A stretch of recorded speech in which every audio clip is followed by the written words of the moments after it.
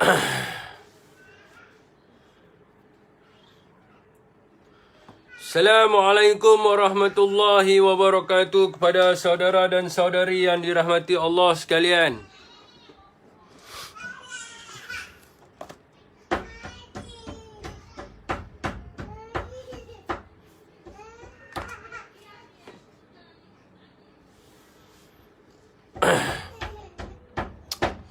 Waalaikumsalam Anwar Rizal. Waalaikumsalam Asrul Nizam Ismail. Zulkifli Mat. Afif Ceklah. Abang Edi Berjaya. Cikgu Lin. Ayah anda. Abang Ben. Jangan kacau. Mana? Oh, buat dah nama. Okey, kita tengok. Faham. Ni. Mana kaki? Okey dah tu, kentut dah. Ni dah. Okey dah.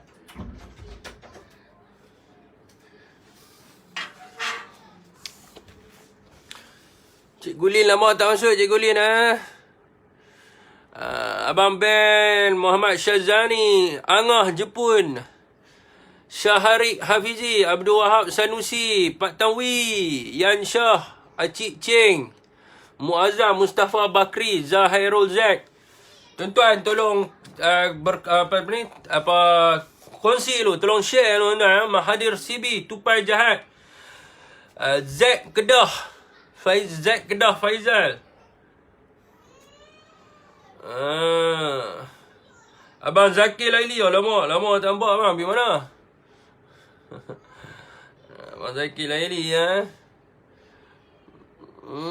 Muazzam Mustafa Bakri. Kena banyak kali try baru boleh masuk. Alamak. Muhammad Tajuddin Abdullah. Saya pun DG pun sama agak. Banyak ambil tak, dia tak renew lagi, tak tahu siapa kalut dia abang ni. Abang Abdul Razak, Abang Syam Syamila, Andy Northern.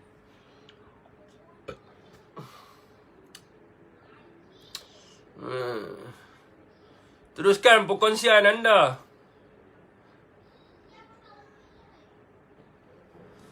Cerita hari ni macam biasa anda PKP sembang biasa. Muhammad Azhar Azhar, Jitra Kedah. Jitra Jitra pun teruk mak saya bang. Allah, Jitra dah lah ada satu supermarket kan. Orang kata apa, sampai ke Kubang, sampai ke Malau, Kelubi tumpang satu supermarket di Pekan Jitra. Amris, market Jitra Bro Haizan. Jadi ada banyak bantuan yang menunggu bantuan nelayan tepi pantai. Waalaikumsalam. Daripada abang kat saya belah Jitra. Rosli Abdul Razak, NDA. Member ada member sekolah tu. Belah-belah Malau Ada sibuk sikit Fik start puasa raya sampai lah ni duk kisah lembu, belah lembu Fik. Alamak, belah lembu pula ni kita boleh masuk saham ni belah lembu. Berapa sekor 4,000 Wan Rosdi, Wan Abdullah dan Syekh nak beli lembu Raya Haji Muhammad Syazani. Raya Haji berapa bulan tuan saya rasa Raya Haji pun tak dan rasa. Sebab kita habis 26 Julai ngam-ngam Julai tu 1 hari bulan 8 tu baru kita habis kita punya lockdown kita. Raya Haji Raya Haji saya ada cantik ni.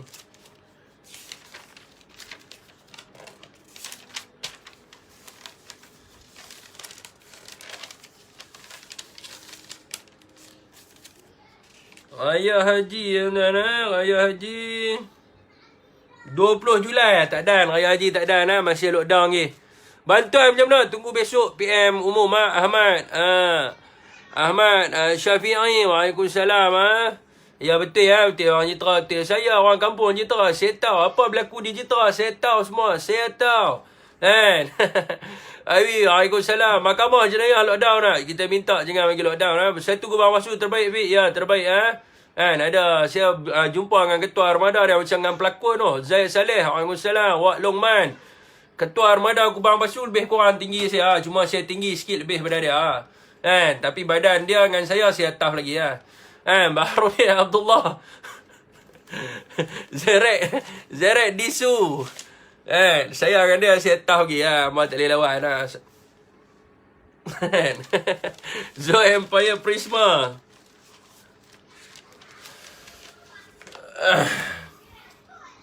Waalaikumsalam Muhammad KBS daripada Bagan Sena tak mana kampung Bagan Sena. Boleh untuk korban ada lagi standby 2 ekor lagi Fi lockdown habis mungkin 30.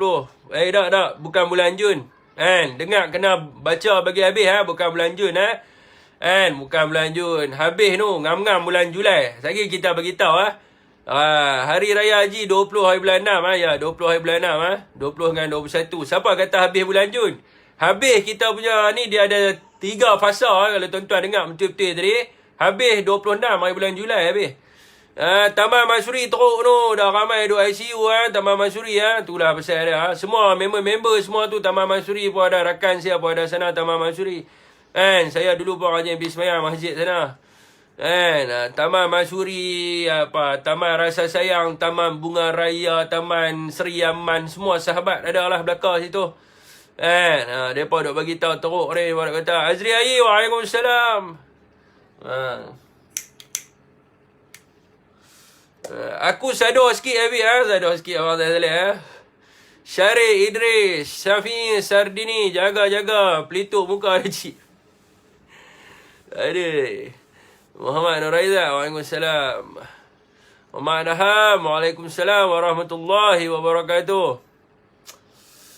Minta izin tuan berasap Ustaz tuan ada soalan apa nak tanya dulu Buat lockdown pun salah, tak buat salah, depa sabar-sabar salah Itulah pasal dia. Jaga dalaman dan antena. Bagan Sena, Karangan. Karangan dekat ni Ketir Cikgu Lin KWSP 2.0 harap boleh keluar 1 juta. 1 juta saya tak ada pun 1 juta. Saya duk ada 20,000 lebih lagi Jahanam. Eja sikit kasi tegak Dak dia rambut panjang Saya tak suka rambut panjang sebenarnya. Mahkamah lockdown juga ke? Jangan duk bagi lockdown lah Mahkamah tuan Kita duk tunggu kes mereka nak pergi selesai Waalaikumsalam Naga Desa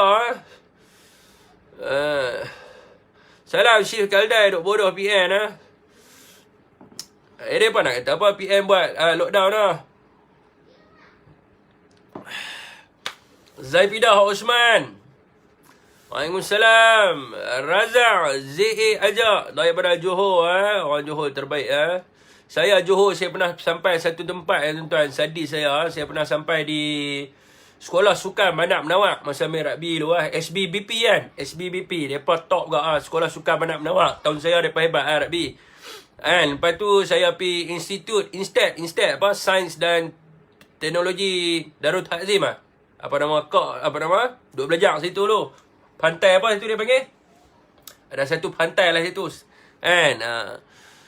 Muhammad Azhar, Waalaikumsalam daripada Pasir Gudang, Johor terbaik Pasir Gudang Tan Sri buat total lockdown ya. Fikir lama baba masuk kena sembunyi sikit Assalamualaikum baba meh. Rindu meh, lama tak nampak. Aku kau Rosli, Waalaikumsalam. Raja Haji 2020 Okey dah, Waalaikumsalam. Siapa yang memberi salam? Afiq tolong explain sebab parlimen digantung. Tujuan sebab orang-orang duk tanya tak boleh nak jawab. Alamak. Saya punya tulis punya panjang dekat dalam saya punya Facebook memang tak baca. Orang penat saya. Saya nak kena ulang balik tu. Parlimen sebab parlimen digantung saya tulis panjang kat dalam Facebook saya tu.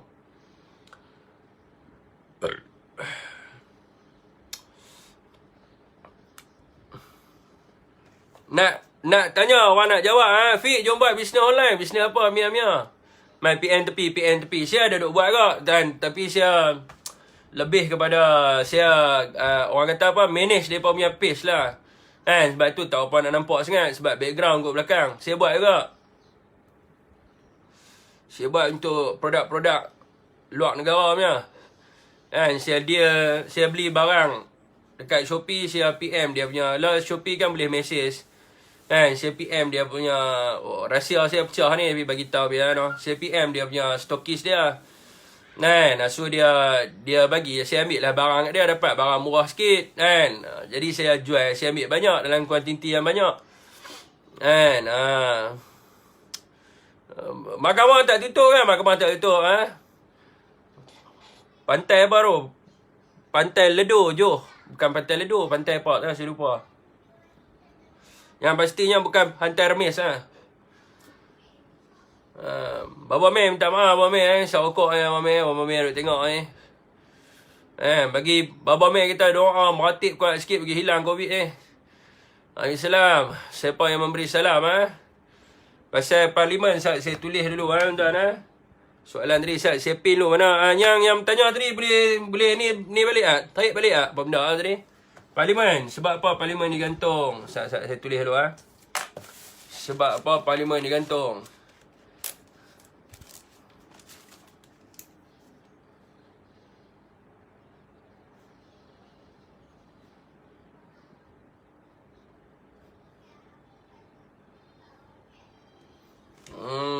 Teknik nak jawab Teknik nak jawab. Online buat perniagaan online jual daun semambu dah bukan. Saya kalau saya tunjuk hangpa kata saya menunjuk pula. Saya nak beli barang murah. Saya deal lah. Antara dia ni barang ni. Coach. Saya tak jual dalam Facebook. Lagi kalau saya jual dalam Facebook lagi, mereka kata macam-macam pula. Ni lah yang saya duk buat. Duk cari makan sikit-sikit. Saya deal daripada China lah. Kan. Lepas tu, ni kan tuan-tuan tengok ni. Barang-barang kat belakang ni semua lah. Perfume ni. Kan. Ada lah sikit-sikit. Jadi saya buat akaun nombor 2. Jadi dia tak perlu nak. Dia tak perlu nak orang kata apa. Nak hentak mai di Malaysia. Saya beli dalam kuantiti yang banyak. Saya jual balik lah. Saya jadi dia punya ejen di Malaysia. Kan. Dia dekat mainland China. Kan. So, cepat lah sikit orang dapat barang. Kalau tidak, barang dapat lambat. Kan. Jadi, saya dia lah. Dalam Shopee boleh ni kan.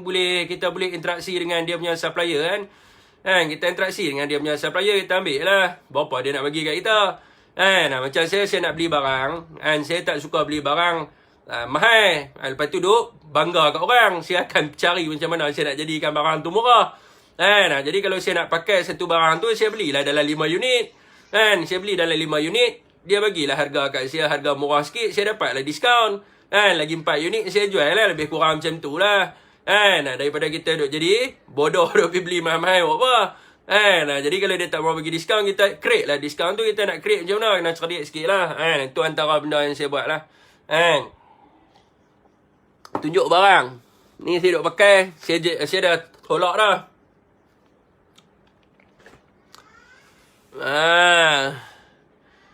Ya, daripada Lok Gajah Melaka tak mau sembang lah barang ni apa semua Sekejap mereka kata orang jealous banyak ubat kuat tak jual kan. Orang jealous banyak. Sekejap dia macam-macam lah kan. Dia kata kita ni itulah inilah payah tak payah tunjuk lah tuan jadi macam Yakuza punya Yakuza nak kek lapis PM saya kek lapis duit lama tak makan macam Yakuza punya pertubuhan kita akan tubuh nanti budak-budak Yakuza nanti mereka akan dapat pin dia punya leader akan pakai pin ni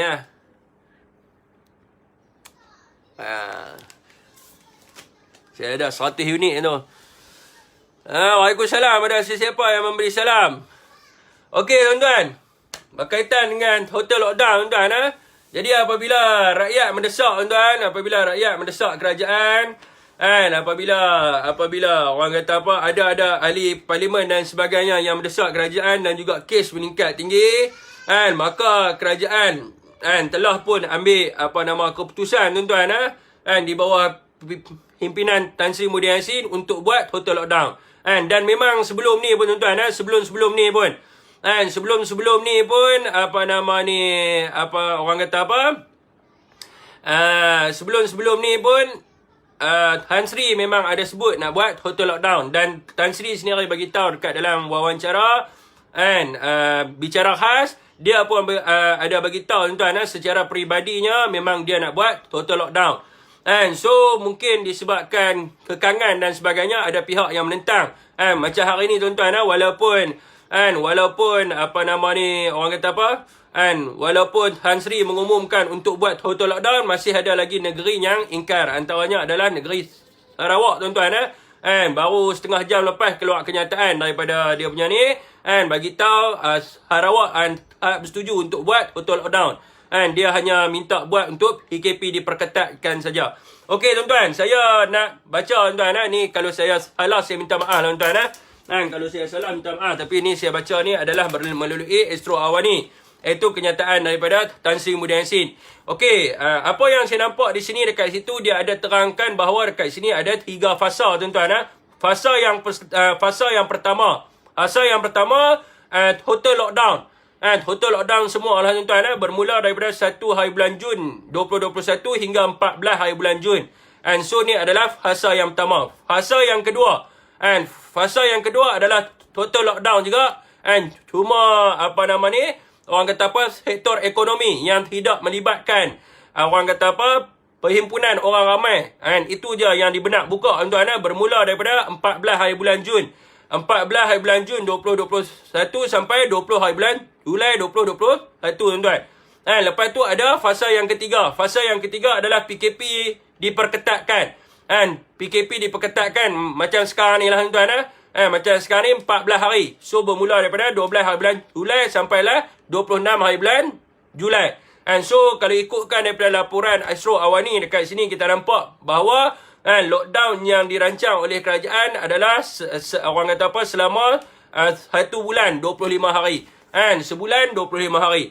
So kita ingat, orang kata apa, harapkanlah tuan-tuan, kita harapkan rakyat Malaysia hari ni, rakyat Malaysia hari ni, mereka akan ikutlah apa yang ditetapkan oleh kerajaan. Janganlah langgar. Sebab apa tuan-tuan, kita tengok kes hari ni meningkat berdasarkan kenyataan daripada Ismail Sabri tuan-tuan.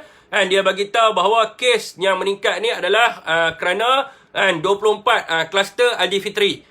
Inilah yang menyebabkan kes meningkat sehingga ke 8,000 lebih, mencecah 9,000 tuan-tuan. Disebabkan ramai orang yang langgar SOP, terutamanya daripada pantai timur tuan-tuan, yang mana yang pulang hari raya dan sebagainya. So inilah yang menyebabkan angka ini meningkat sehingga pergi ke 8,000 lebih. Dan sedangkan tuan-tuan, kerajaan semasa hari raya dan sebelum hari raya lagi memang telah pun memberitahu bahawa tidak dibenarkan untuk mengunjungi dan sebagainya. Dan juga telah mengumumkan untuk diadakan PKP diperketatkan. Yang masalahnya hari ini adalah bukan kerajaan. Masalahnya hari ini adalah kerana rakyat yang tidak dapat mendisiplinkan diri mereka, dan juga rakyat yang ingkar atas arahan yang ditetapkan oleh kerajaan. So oleh kerana ada manusia-manusia yang tidak bertanggungjawab tuan-tuan, so orang kata apa, kerana ada manusia-manusia yang tidak bertanggungjawab, maka hari ini kerajaan terpaksa buat total lockdown. So kita pun tahulah kesan dia. Rahmat bin Selamat, dia kata terima kasih kepada Datuk Seri Najib Razak. Datuk Seri Najib Razak minta PKP 14 hari saja. Dia minta lockdown 14 hari saja. Dan untuk pengetahuan juga, semasa kerajaan nak melaksanakan lockdown semasa bulan puasa dan juga hari raya, yang menentangnya adalah Datuk Seri Najib Razak lah. Dan sebelum tu juga, apabila kerajaan umum nak buat lockdown dan sebagainya, yang menentangnya adalah Datuk Seri Najib Razak juga, yang mengatakan bahawa kerajaan akan menyebabkan kerugian daripada sudut ekonomi yang akan mencecah hampir ke angka 100 bilion. So apabila mereka melihat bahawa rakyat hari ini minta kepada lockdown, maka tiba-tiba mereka pusing 360 darjah dan tiba-tiba mereka pula jadi hero yang minta lockdown. Untuk pengetahuan semualah, Tan Sri Muhyiddin Yassin dah sebut tentang lockdown ni mula daripada tahun lepas lagi. Tan Sri memang dah bagi tahu daripada tahun lepas lagi. Dan juga MKN juga telah pun mencadangkan daripada tahun lepas lagi. So ada pihak-pihak yang menentang pada waktu itu. Antaranya adalah Ketua Pemuda UMNO itu sendiri. Lepas tu Ketua Wanita UMNO itu sendiri, Penasihat UMNO dan juga Presiden UMNO, yang mana tuan-tuan sendiri boleh rujuk di dalam berita-berita tuan-tuan, di dalam surat khabar ataupun media elektronik. So ini hakikat yang sebenarnya. And so mereka tidak boleh claim lah. And semua benda nak claim bila kerajaan buat lockdown, mereka nak kata ni semua idea mereka. And sedangkan apa yang berlaku hari ni, lockdown ni bukan satu perkara yang baik tuan-tuan. Saya nak beritahu kepada tuan-tuan, lockdown ini adalah satu perkara yang amat kritikal. Sebab apa tuan-tuan? Apabila kita melakukan lockdown, maka kerajaan terpaksa buat pinjaman, dan juga kerajaan terpaksa mencairkan aset-aset untuk apa? Untuk menampung rakyat-rakyat di waktu pelaksanaan lockdown. So kerajaan kena bagi subsidi kepada majikan-majikan yang mana syarikatnya ditutup disebabkan oleh pandemik COVID-19 supaya dia dapat menggajikan staf dia. So juga kerajaan juga terpaksa menyediakan pakej-pakej bantuan kepada peniaga-peniaga yang mana mereka ni terpaksa menutup perniagaan mereka. Dan juga dalam masa yang sama, kerajaan juga terpaksa menyediakan bantuan-bantuan kepada golongan B40 dan juga M40. So dengan kata yang lain tuan-tuan, dengan kata lain, kerajaan terpaksa buat bajet untuk menampung keseluruhan rakyat Malaysia. Tu kesan dia lah lockdown ni yang kita perlu fahami So mereka akan bagi tahu pula lepas ni kerajaan kena buat loan lebih. Mereka juga akan kata kerajaan terpaksa cairkan aset dan sebagainya. Ini kesannya tuan-tuan. Apa pun tuan-tuan, kita nak bagi tahu kat sini, ini adalah kerana diri kita sendiri. Diri kita sendiri. Sebab apa tuan-tuan? Benda ni simple saja. Benda ni simple saja. Kita hanya perlu ikut saja SOP yang ditetapkan oleh kerajaan. Kita hanya perlu mengikut saja apa yang telah ditetapkan. Sebab undang-undang ini tuan-tuan, undang-undang ini dibuat untuk mendisiplinkan rakyat. Bukan undang-undang ini dibuat untuk menindas rakyat ataupun menekan rakyat. Ini yang kita perlu fahami tuan-tuan. Undang-undang digubal untuk mendisiplinkan rakyat untuk ke arah kebaikan. Sepatutnya rakyat mengikut kepada apa yang ditetapkan oleh kerajaan. Hari ini tuan-tuan, walaupun kes meningkat sampai ke 8,000, peningkatan orang yang langgar SOP juga masih tinggi. Hari ini 513 orang telah dikompaun oleh kerajaan kerana langgar SOP. Ini menunjukkan bahawa rakyat hari ini tidak serik-serik dengan apa yang berlaku tuan-tuan. Sebab itulah, sekejap tuan minum air sikit. Sebab itulah tuan-tuan, kita minta apabila dilaksanakan lockdown ni, rakyat ikutlah betul-betul. Duduklah dalam rumah tuan-tuan. Nak keluar pun keluarlah depan rumah dan sebagainya. Hormatilah orang lain sama. Sebab orang lain juga nak cari punca rezeki. Orang lain juga nak hantar anak pergi sekolah dan sebagainya. Kerana mereka-mereka yang ingkar arahan ni tuan-tuan, anak-anak kami ni dah dekat 2 tahun dah tuan-tuan, tidak masuk sekolah. Apakah nasib anak-anak ni semua tuan-tuan? Kerana ada mereka-mereka ni yang melanggar SOP. Mereka ni berdosa besar tuan-tuan. Mereka berdosa dengan setiap orang rakyat Malaysia. Yang mana anak dia tidak ada gadget dan sebagainya. Anak dia tidak dapat bersekolah. Yang mana ibu bapa dia peniaga tidak dapat menjalankan perniagaan. Yang mana anak mereka hari ini terpaksa jatuh makanan dan sebagainya. Kerana apa? Kerana ada pihak-pihak tuan-tuan. Ada pihak-pihak yang pentingkan diri mereka sendiri. Yang mereka rasakan mereka ni hebat sangat. Macam ni juga lah tuan-tuan. Macam hari ni juga tuan-tuan. Walaupun diadakan PKP diperketatkan, dan juga yang di-Pertuan Agong juga bertitah supaya menghentikan politik, dan juga Sultan Johor juga bertitah untuk mana-mana badan berpolitik untuk menggerakkan jentera untuk bantu COVID-19 ni. Ada pula tuan-tuan, ada pula satu parti ni yang menunjukkan sikap yang moral dia, saya pun tak tahu dekat mana. Hari ni tuan-tuan, pada jam 9.30 pagi sampai 11.30 pagi, ada satu parti yang mengatakan mereka ini adalah keramat orang Melayu, yang mengatakan mereka ini menjaga kedudukan orang Melayu. Hari ini mereka bermesyuarat tuan-tuan. Esok saya akan hadir di IPD untuk buat laporan. Untuk buat laporan supaya pihak polis menyiasat bagaimanakah satu parti politik boleh buat mesyuarat berkenaan dengan pilihan raya di saat orang kata sekarang ni kita menghadapi PKP diperketatkan. Mengikut kepada kenyataan Hajudin tuan-tuan, semasa ditanya oleh wartawan, beliau memberitahu pada jam 9.30 pagi sehinggalah 11.30 pagi Dan UMNO hari ini telah pun membuat mesyuarat tuan-tuan, mesyuarat sekretariat pilihan raya UMNO untuk membincangkan berkenaan dengan persediaan menghadapi pilihan raya ke-15. Ini yang kita pelik tuan-tuan. Negara kita sekarang ni tengah COVID tuan-tuan. Negara kita dia punya kes dia tengah meningkat. Bagaimanakah mereka hari ini boleh buat mesyuarat nak bincang tentang pilihan raya? Ini apa kejadahnya tuan-tuan? Dan apa kejadahnya nak buat mesyuarat nak bincang tentang pilihan raya? Udahlah mereka menghasut rakyat. Menghasut rakyat untuk melanggar SOP. Menghasut rakyat untuk membenci, mentomah kerajaan dan sebagainya. Dan mereka tidak membantu kerajaan walaupun mereka sebahagian daripada kerajaan. Hari ini mereka menunjukkan sikap dan juga moral yang paling rendah di kalangan masyarakat, tuan-tuan, apabila mereka membuat mesyuarat pilihan raya semasa kerajaan menghadapi pandemik COVID-19 di mana kes meningkat sehingga 8,000 kes dan juga orang kata peningkatan kes kematian dan sebagainya. Bagaimanakah seorang pemimpin parti politik dan bagaimanakah satu parti politik yang mana selama ni tidak pernah membantu masyarakat di saat susah, mereka tidak pernah melancarkan program-program bantuan kepada masyarakat dan sebagainya, hari ini mereka nak bincang tentang pilihan raya. Apa kejadah semua ni tuan-tuan? Apa kejadah tuan-tuan? Fikirlah sendiri tuan-tuan. Yang rakyat duduk dalam rumah, yang rakyat tak boleh pergi mana-mana, yang rakyat hari ini susah dan sebagainya,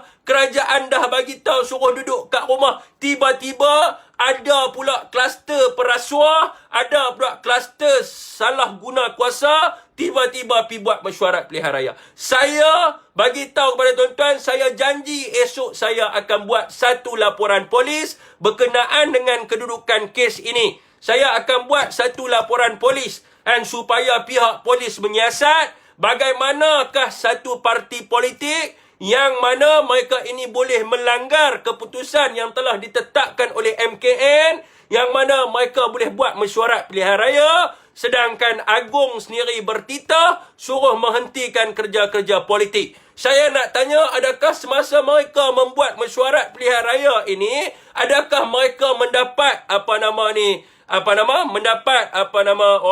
kelulusan daripada MKN?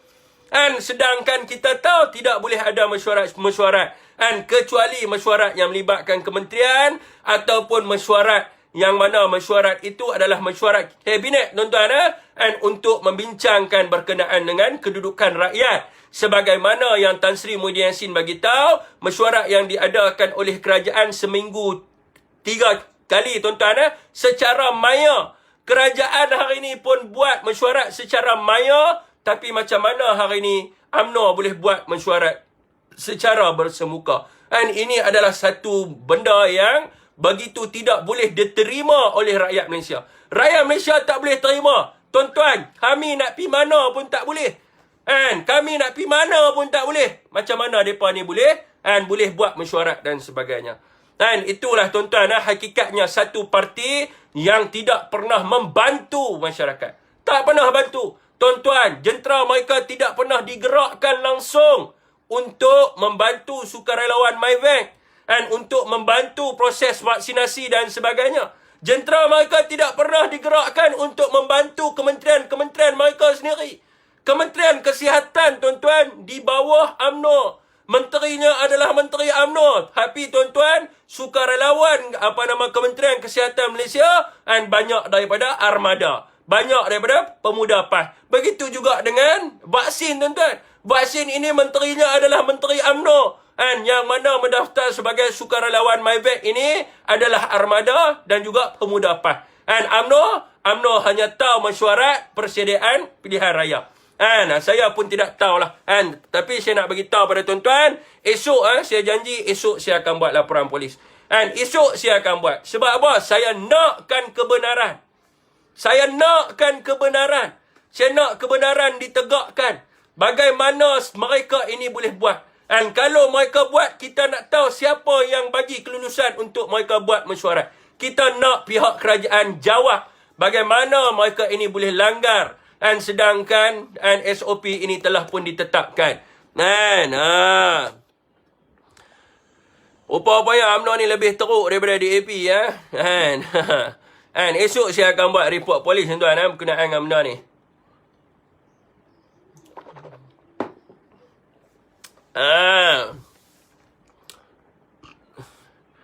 Okey tuan-tuan Dan apa-apa pun tuan-tuan, kita haraplah semua orang bersedia tuan-tuan Jangan jadi jangan kelam kabut dan sebagainya. Ni saya cuma baca je tuan-tuan Saya ulang lagi sekali tuan-tuan saya ulang lagi sekali fasa-fasa yang disebut di dalam akhbar Astro Awani akhbar berlah tabloid Astro Awani tuan-tuan berkenaan dengan lockdown. Hari ini kita terima kasih kepada kerajaan kerana buat lockdown dan kita harap rakyat bersedia.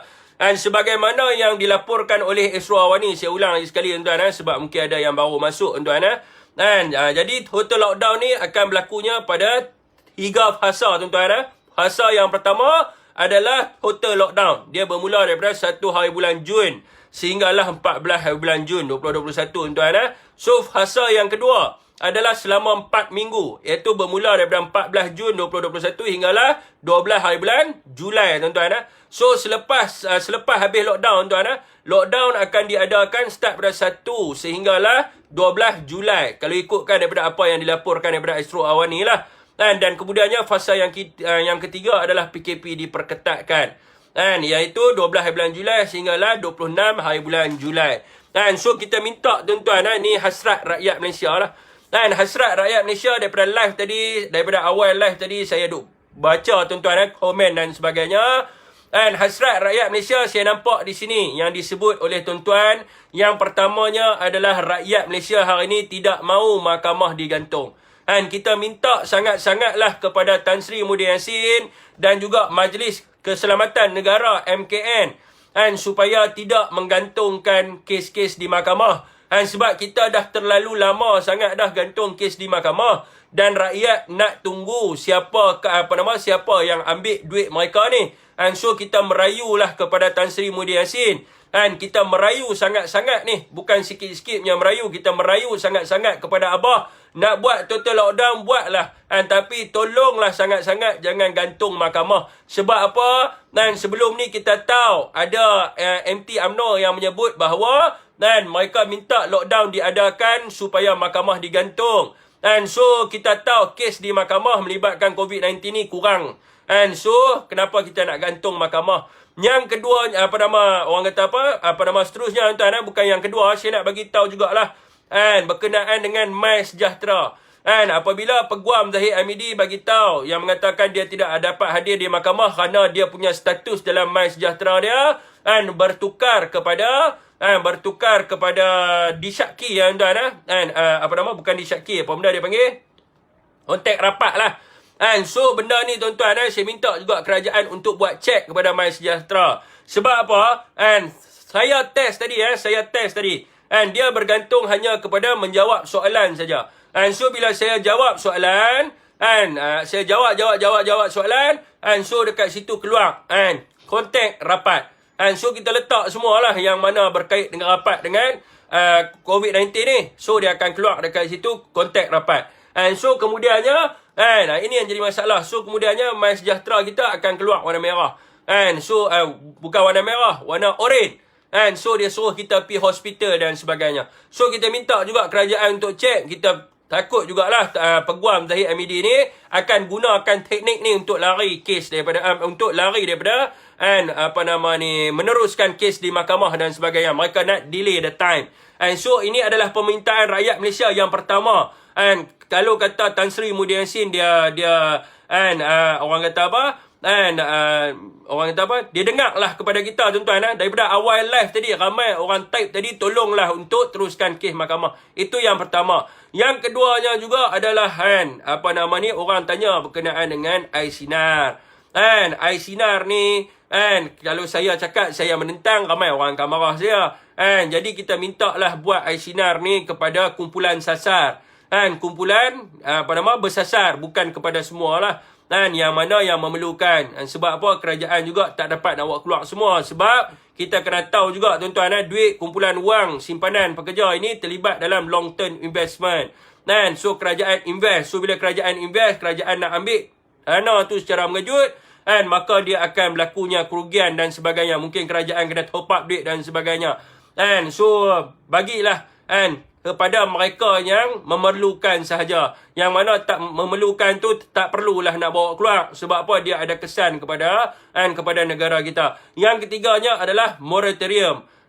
Jadi selain daripada suruh rakyat memahami berkenaan dengan COVID-19 ni juga, pihak-pihak bank juga kena juga faham. Sebab apa? Bukan orang minta, bukan orang sengaja tidak mau bayar hutang. Dan benda ni boleh check, orang start tidak membayar hutang start bila? Start berlakunya pandemik COVID-19. So untuk mereka yang tak bayar hutang sebelum-sebelum tu, nak buat bankruptcy pun ikutlah. Sebab mereka memang tidak pernah membayar hutang. So mereka yang start tidak membayar hutang ni disebabkan oleh pandemik pada tahun 2019, so pihak bank kenalah bagi budi bicara. Sebab apa? Mereka bukan sengaja tidak mau membayar hutang, tapi masalah yang dihadapi oleh dunia, bukan masalah individu tu, masalah yang dihadapi oleh dunia yang mengekang dia. So kita minta jugalah untuk dilanjutkan moratorium. Okey tuan-tuan, itu adalah berkenaan dengan lockdown tuan-tuan. So vaksin tuan-tuan, vaksin. Hari ni ramai hari ni ramai ada. So saya nak buat tutorial vaksin macam biasa tuan-tuan. Tuan-tuan tunggu di sini sebentar. Sebab saya punya DJ saya buat high. Saya dah bayar bil dia tak orang kata apa, dia tak renew lagi. Ini aku nak seminit. Cepat. Cepatlah.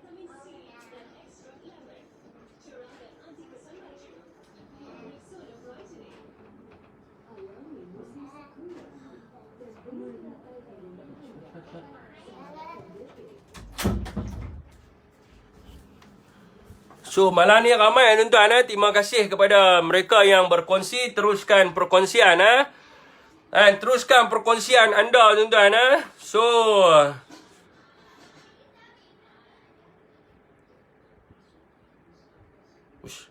Bella Posh, bini saya tengok ni. Bella apa?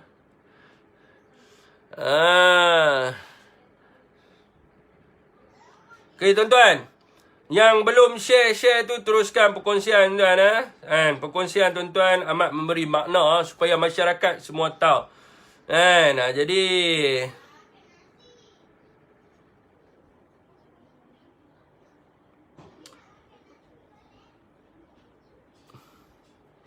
okey tuan-tuan. GB dah nak ke Sungai Buloh itulah pasal dia. Okey tuan-tuan. Ni saya nak tunjuk tentang vaksin hari ni tuan-tuan. Alhamdulillah tuan-tuan. Hari ni 11.5 juta orang telah mendaftar vaksin. So yang ramai ada kat dalam ni, saya minta tuan-tuan tolong ikut ni Okey tuan-tuan, ni adalah website. Okey, tuan-tuan pergi dekat Google tuan-tuan Tuan-tuan pergi dekat Google, tuan-tuan type sebagaimana saya type ni tuan-tuan vaksincovid.gov.my daftar. Screenshot tuan-tuan saya minta tuan-tuan tolong screenshot. Tuan-tuan tolong salin dan sebagainya. Sebab apa? Kita nak bebas dari COVID ni, so kita kena vaksin tuan-tuan. Vaksin ni untuk diri kita. So hari ni kita tak perlu nak risau dah. Sebab dia tak timbul isu chip ke, tak timbul isu ada babi ke dan sebagainya. Sebab vaksin ini selamat digunakan. Telah pun dikeluarkan oleh tuan-tuan type ni vaksin covid.gov.my daftar. Lepas tu tuan-tuan ambil link yang atas sekali tuan-tuan tuan-tuan ambil link yang atas sekali. Okey, tuan-tuan klik link yang atas sekali ni. Okey. Bila tuan-tuan klik link yang atas sekali ni, dia akan keluar sini pendaftaran untuk vaksinasi COVID-19. So saya minta lah kepada tuan-tuan semua untuk ikuti langkah mudah ini untuk pendaftaran tuan-tuan. So tuan-tuan daftarlah sekarang yang ada sekarang ni dalam live saya, minta tolong daftarlah supaya bertambah lagi tuan-tuan so daftar. Okey, tuan-tuan tag lah ikut sebagaimana di bawah tu. Email ni tak apa, okey isi macam tu. Sampai bawah sekali tu tuan-tuan klik dia punya recaptcha tu. Tuan-tuan klik I'm not robot, lepas tu tuan-tuan hantar. Mudah saja tuan-tuan tak susah pun. Kan, mudah sahaja, tak susah pun minta pada semua orang untuk daftar. So, kita hari ni tidak mau jadi macam kerajaan dari Selangor, tuan-tuan. Kan, hari ni kita nak, bukan kita nak political mileage, tuan-tuan. Bila kita sebut tentang program vaksinasi ni, kita tidak mau tentang political mileage. Kita nak adalah keselamatan rakyat. Saya dengar, tuan-tuan, dilaporkan ada satu kerajaan negeri, tuan-tuan, mereka menggunakan harta yang disediakan oleh SPR, iaitu harta pengundi, dan mereka mendaftarkan orang yang orang itu tidak wujud. Sebab itulah berlakunya banyak peningkatan kes orang tidak datang ke pusat vaksinasi. And so, kita haraplah, tuan-tuan, jangan ada pihak yang tidak bertanggungjawab sedemikian rupa. Sebab kerajaan dah bagi tahu bahawa program vaksin ini bukan satu paksaan. Dan kita tidak boleh menyalahgunakan data peribadi seseorang.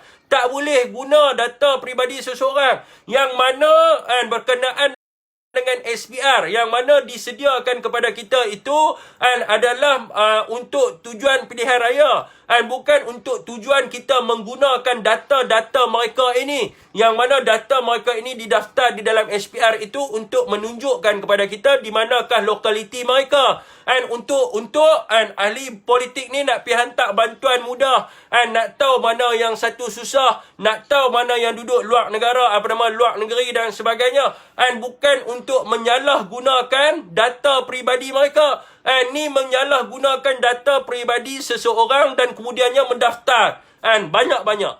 Bila daftar banyak-banyak, claim political mileage, PKR berjaya mendaftar vaksinasi 50,000 orang. Ini bukan kaedahnya, tuan-tuan. Ini bukan stylenya. Orang kata apa? Kita kena jujur. Apabila kita tidak boleh meyakinkan rakyat untuk daftar vaksinasi, so kita tidak boleh gunakan data SPR ni, tuan-tuan. Minyak sikit, tuan-tuan. Minta maaf. Ni ada pula pihak yang salah guna data SPR. So, benda ni lah yang jadi masalah. So, hari ni yang mana berpolitik ni, kerja mereka adalah apa? Kerja mereka adalah untuk memberi penerangan. Ni, macam yang saya buat sekarang ni, tuan-tuan. Bagi secara live. Cerita kepada mereka macam mana nak daftar dan sebagainya. Bukan macam DAP dengan PKR buat ni. Ini adalah menjadi sesuatu kesalahan. Dan juga untuk orang yang tidak hadir tu, dia boleh kena saman dan sebagainya. Sebab apa? Sebab ada pihak yang menggunakan data dia. Ni adalah satu masalah yang besar, tuan-tuan. Ni adalah satu masalah yang besar dan perlu didakwa di mahkamah dan sebagainya. Macam mana mereka boleh menyalahgunakan harta individu. So, ini yang kita harapkan. Dan semua orang kena buat penerangan. Menerangkan supaya orang memahami dan orang ni bersedia untuk mengambil vaksin. Bukan menyalahgunakan harta mereka untuk memaksa mereka ambil vaksin. Ni adalah kesalahan yang besar. Okey, tuan-tuan. Ni adalah berkenaan dengan vaksin. Okey, tuan-tuan.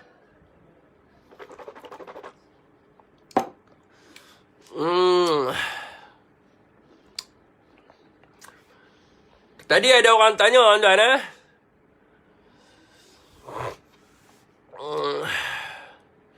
Ada orang tanya sebab apa parlimen digantung. Bagaimana nak jawab? So, orang yang bertanya tu ada kat sini tak? Ada awal live tadi, ada seorang hamba Allah tanya. Soalan dia adalah, sebab apa parlimen digantung? Macam mana nak jawab? Macam mana nak jawab bila orang tanya? Orang yang tanya soalan ni ada kat sini tak?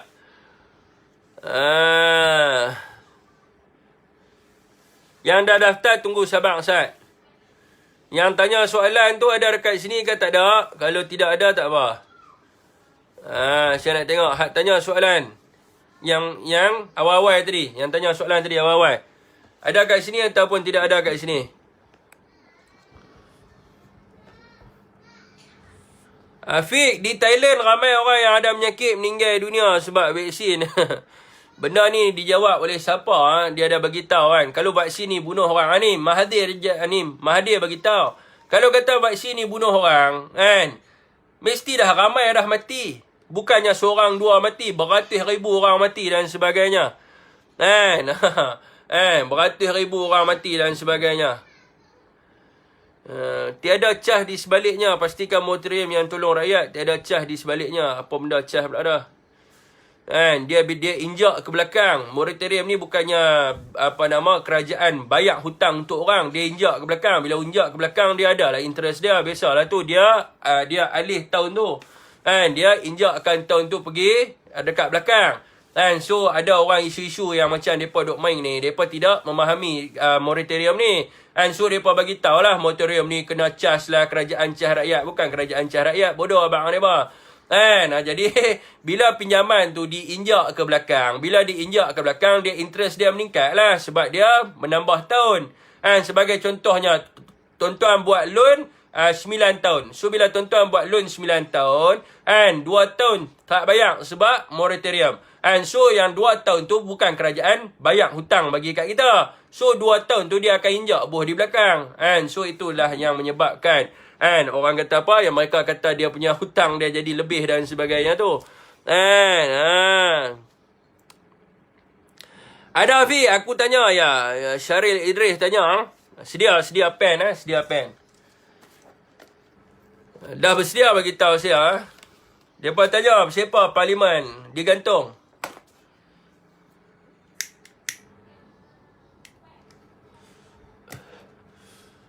Ni saya bagi teknik nak jawab Saya bagi nak jawab lah. Simple, layman punya bahasa lah. Tak perlu kita nak cerita proses-proses apa, layman Yang pertamanya adalah fungsi parlimen. Okey, macam mana nak dapat fungsi parlimen? Rujukan dia adalah boleh tengok di dalam peraturan mesyuarat Dewan Rakyat. Ataupun boleh tengok juga di dalam website parlimen. Ataupun boleh tengok dalam buku pengajian Malaysia. Dia ada bagi tahu tentang apakah fungsi parlimen. So yang pertamanya kena tahu fungsi parlimen. Fungsi parlimen ada dua. Fungsi parlimen ada dua. Okey, buat arrow 2. Fungsi parlimen arrow 2. Yang atas, yang pertama adalah lawmaker. Pembuat undang-undang. Nombor 2 adalah membincangkan berkenaan dengan kepentingan orang ramai. Membincangkan berkenaan dengan kepentingan orang ramai. Selepas tu parlimen dia bersidang mengikut kepada aturan majlis mesyuarat. Okey, rujukan dia adalah di dalam perkara 14. Di dalam perkara 14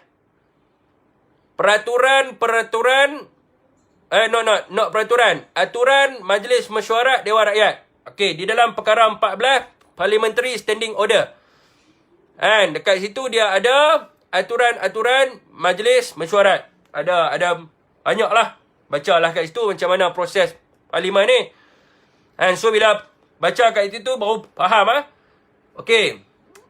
So bila orang kata apa? Bila kata berlakunya darurat. Bila berlakunya darurat ni kita kena baca perkara 150 tu. Ini adalah rujukan dia adalah Perlembagaan Persekutuan Perlembagaan Persekutuan bawah perkara 150. Fasal yang pertama hinggalah fasal yang ke-8. Mula-mula kena baca sampai habis dulu. Fasal pertama sampai fasal yang ke-8. Kenapa parlimen digantung? Adalah kerana termaktub di bawah fasal 3. Kerana apabila sesuatu darurat sedang berlaku, maka yang di Pertuan Agong mempunyai kuasa untuk membuat ordinan ataupun meluluskan apa-apa akta parlimen tanpa mengira perkadaran jumlah undi ataupun tata cara perundangan yang lain. So, fungsi yang pertama tu, fungsi pertama parlimen adalah untuk membuat undang-undang. So, bagaimana parlimen ini membuat undang-undang? Dia melalui rang undang-undang dan perbahasan rang undang-undang. So, apabila dia pergi kepada perbahasan rang undang-undang, maka dia akan ada undi. So, undi yang kalau kata lebih daripada 2/3 ataupun majoriti yang bersetuju, maka sesuatu undang-undang itu akan diluluskan. Okey, semasa tempoh darurat. Saya ulang lagi sekali ya. Di bawah perkara 150 pasal yang ketiga. Dia beritahu dekat situ yang di Pertuan Agong yang di Pertuan Agong mempunyai kuasa untuk meluluskan apa-apa ordinan ataupun akta parlimen tanpa mengira jumlah perkadaran undi ataupun tata cara undang-undang yang lain. So itu di dalam perkara 150 pasal 3. Tu saya ringkaskan lah. And so itu adalah yang ketiga tu dah automatik dah tak ada lah. Maknanya fungsi untuk membuat undang-undang ni adalah di bawah Seri Paduka Baginda yang di Pertuan Agong. So yang kedua ni adalah membincangkan berkenaan dengan kepentingan orang ramai. Sebab tu saya suruh baca aturan Majlis Mesyuarat. Sebab apabila sebut berkenaan dengan membincangkan berkaitan dengan kepentingan orang ramai, dia ada dua. Yang pertamanya adalah sesi soal jawab kementerian. Maknanya ahli parlimen akan tanya dengan kementerian. Yang keduanya adalah usul yang dibawa oleh pihak kementerian ataupun usul persendirian. Dipanggil sebagai private bill. So ada dua benda lah.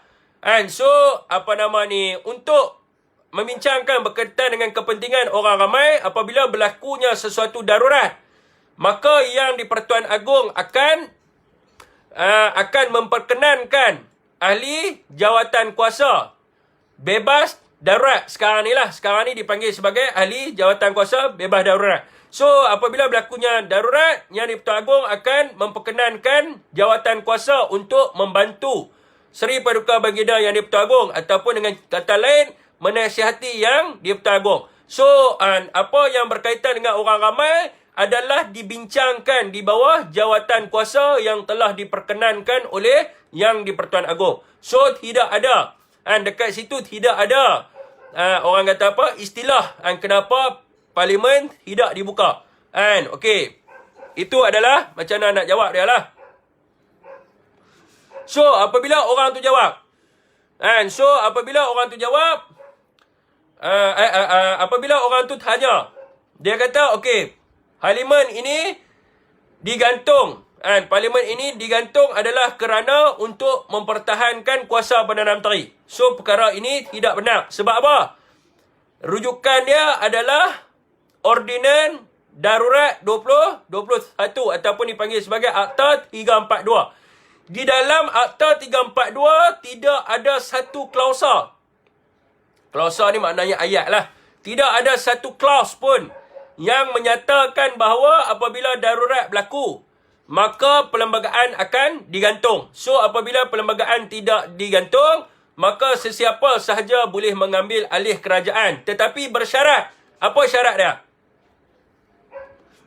Syaratnya yang pertama, dia mestilah melengkapkan perkara 43 pasal 4, iaitu sekiranya Perdana Menteri hilang kepercayaan majoriti ahli Dewan Rakyat, maka Perdana Menteri hendaklah meletakkan jawatan jemaah menteri atau atas permintaannya parlimen dibubarkan oleh Seri Paduka Baginda yang di Pertuan Agong.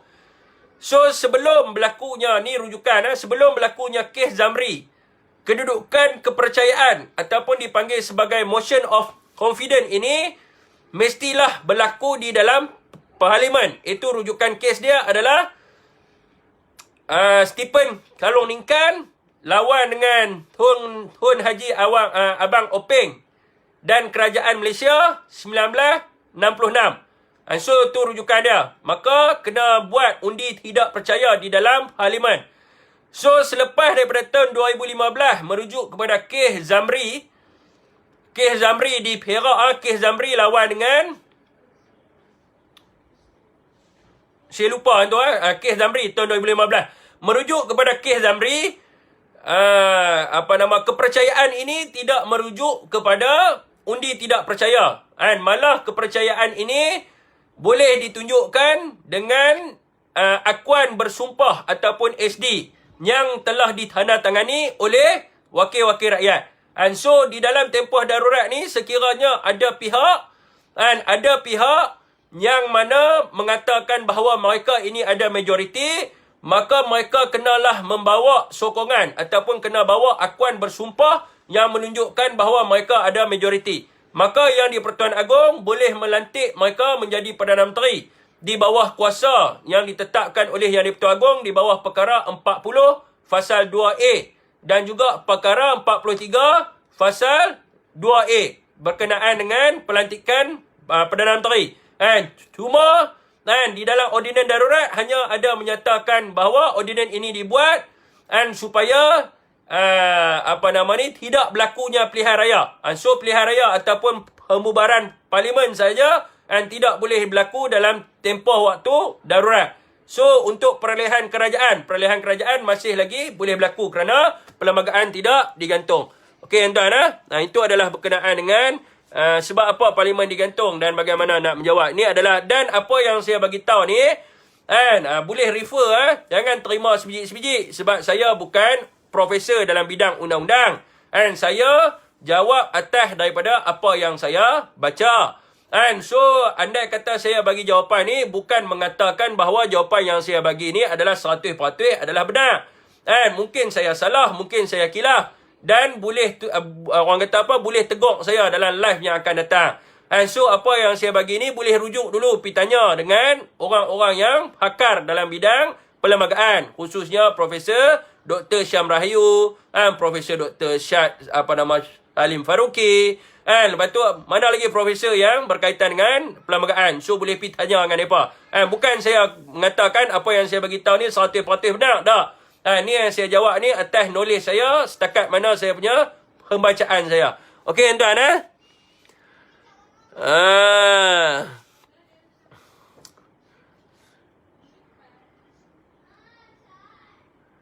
Okey tuan, siapa yang nak masuk VC dengan saya boleh tuan masuk VC dengan saya.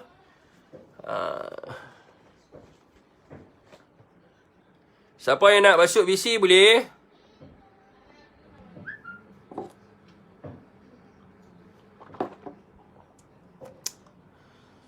Siapa yang ni saya buka untuk berbisi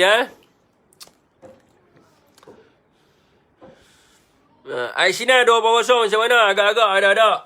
Saya bukan kementerian. Kita tunggu saja. Tapi itulah yang rakyat Malaysia minta. Yang penting apa benda ni? PPPM is katak. Saya rasa tidak ada istilah katak. Sebab apa tuan-tuan? UMNO juga. Mereka tak mengaku tuan-tuan. Semasa krisis 2015, UMNO juga beli katak tuan-tuan. Mereka beli katak. So mereka dapat kerajaan negeri Perak.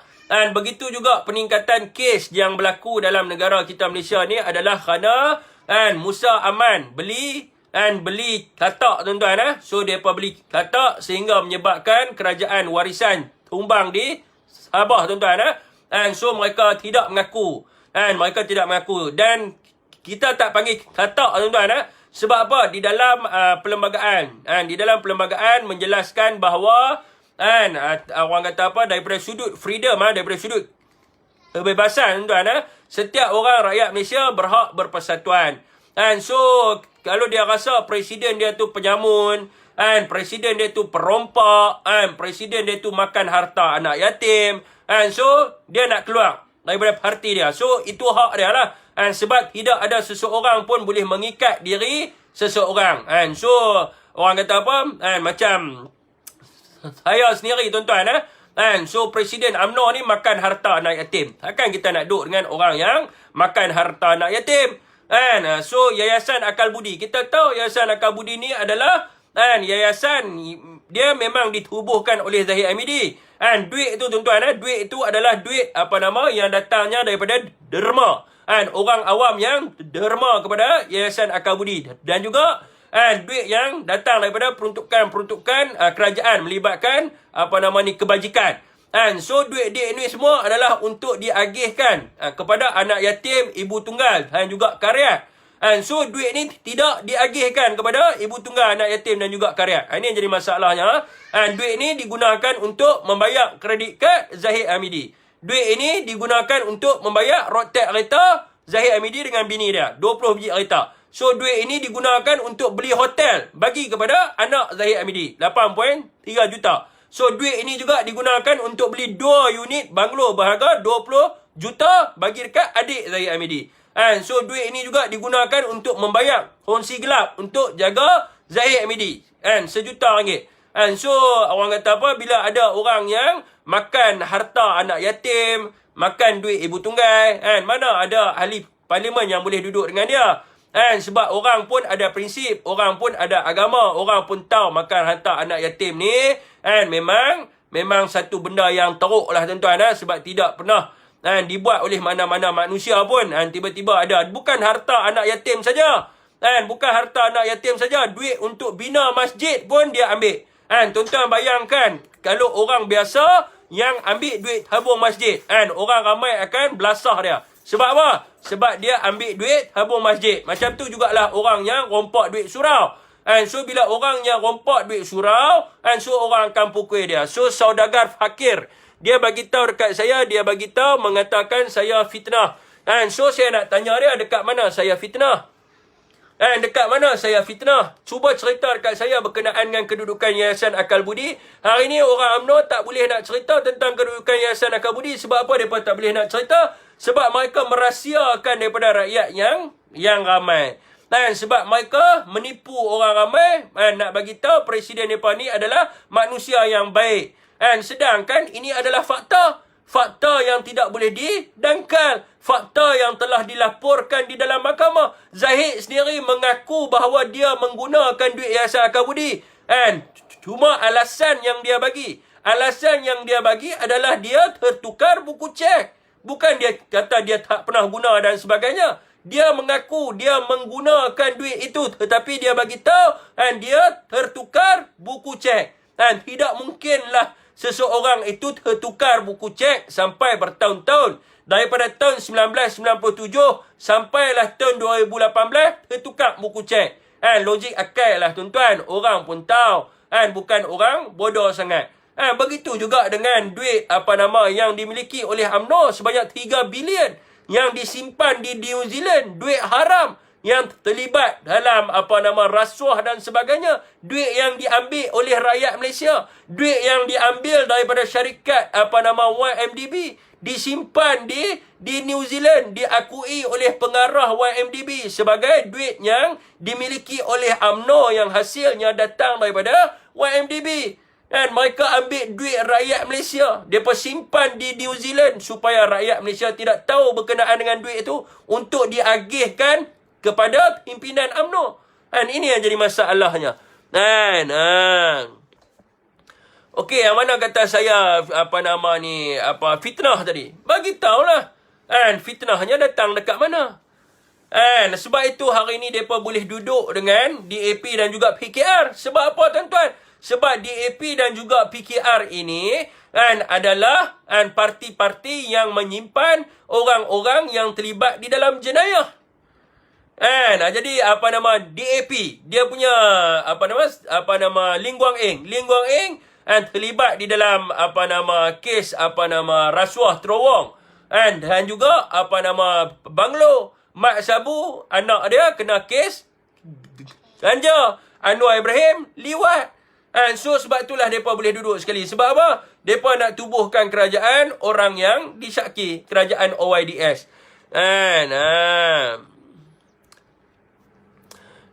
Yang yang duk merapu. Kalau kata saya merapu, bagi tahulah. Kalau nak pun jangan buat fitnah dekat mana. Cuba bagi tahu. Duk sebut fitnah di mana? Fitnahnya di mana? Kenyataan apa yang fitnah tu? Orang nak tahu fitnah tak mana, bagi tahulah.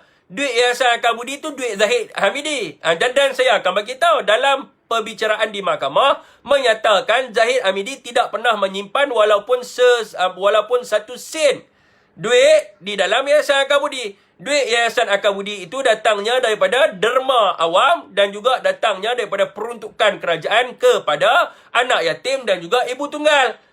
Ataupun kepada karyat untuk membina masjid dan surau. So kita nak tanyalah kepada mereka. Kita nak tanya. Boleh visi? Masuk kita nak tanya kepada mereka. Yayasan Akal Budi dekat mana masjid yang dia bina? Dekat mana surau dia bina? Dekat mana madrasah dia bina? Sedangkan pejabat urusan Yayasan Akal Budi itu sendiri pun tidak ada. Yayasan Akal Budi itu tidak ada pejabat urusan tuan-tuan. Jadi ini masalahnya. Jadi kita bagi tahu kebenaran, mereka kata kita tipu. Bila kita tanya fitnah kat mana, bagi tahulah kat kita. Bagi tahu sentence, where is the sentence yang saya sebut fitnah tu. Penjamun dengan peliwat pun sokong. Dekat mana ayat kita yang fitnah tu? Ya kan, lepas ni boleh cuci berapa patah perkataan nanti claim. Jangan hilang pula selagi bila orang nak bisi dah. Saya sentiasa buka untuk bisi, dia boleh klik saja. Kita nak tengok puak bengok nak bisi kuat membebel macam Hot Tino pening. Dah bukan pening, pening tang mana? Dekat mana? Dekat mana yang fitnah, dekat mana yang pening? Dia okey, bila kita buat assumption ataupun bila kita kata seseorang itu fitnah, mesti kita menyatakan ini adalah di dalam Defamation Act. Kita mesti menyatakan dekat mana perkataan yang dizahirkan itu adalah fitnah. Kita mesti menyatakan. Kalau kita nak buat report polis pun di bawah Akta Fitnah ataupun Defamation Act, kita mesti ambil ayat yang dia sebut tu yang mengatakan bahawa itu adalah fitnah. So kita nak tahu dekat mana ayat yang fitnah tu. Ni saya nak bagi tahu sikit tentang tentang ni. Muhammad Yasir. Ni Muhammad Yasir ada nak masuk.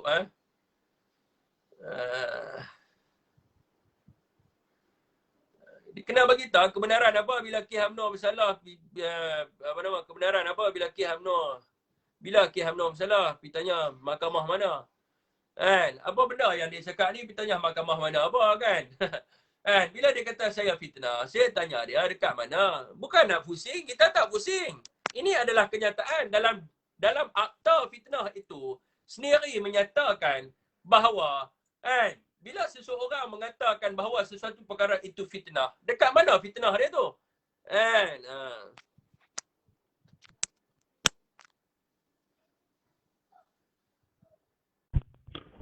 Elok tuan dengar semua. Aku pun nak tengok juga Fik kena pisang ke apa kan. Ya betul lah. Masuklah cerita kita nak tahu tentang kedudukan Yayasan Kabudi. Okey tuan, siapa yang nak masuk visi boleh berbisi dengan saya. Tak ada masalah apa, boleh visi ya. Pening-pening isap rokok jual bang. Saya tak isap rokok jual bang. Saya isap Mavis bang. Jackpot Fik payah semualah nak bagi nasihat kat geng Tonggek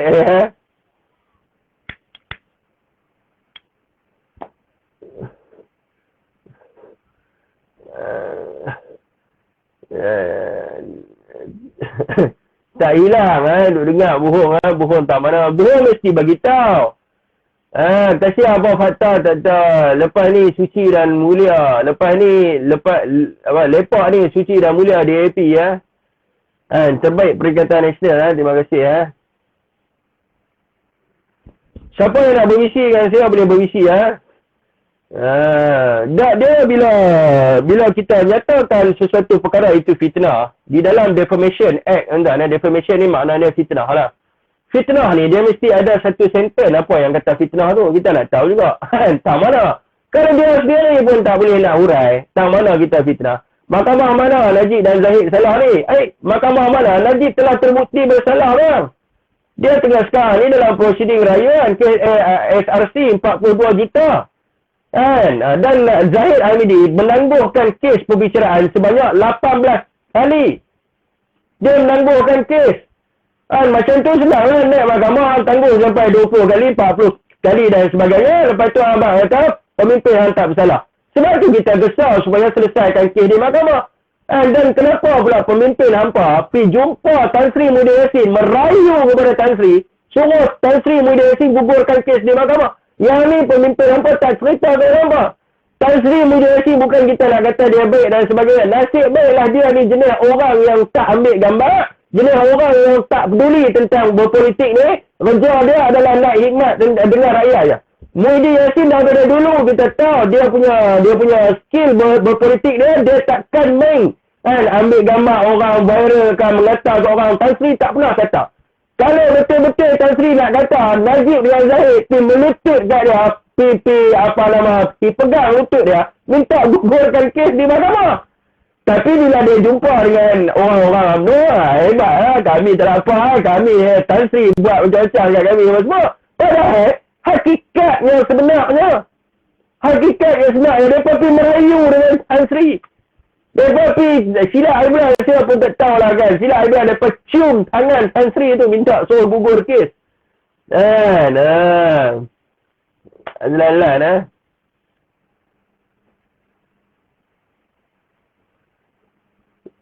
Suara kurang clear. Suara pecah. Bergema sikit pakai earphone.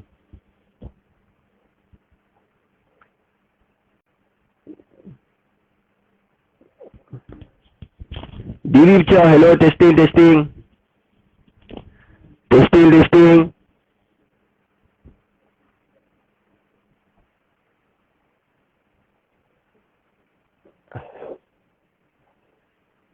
Azwan nak visi. So,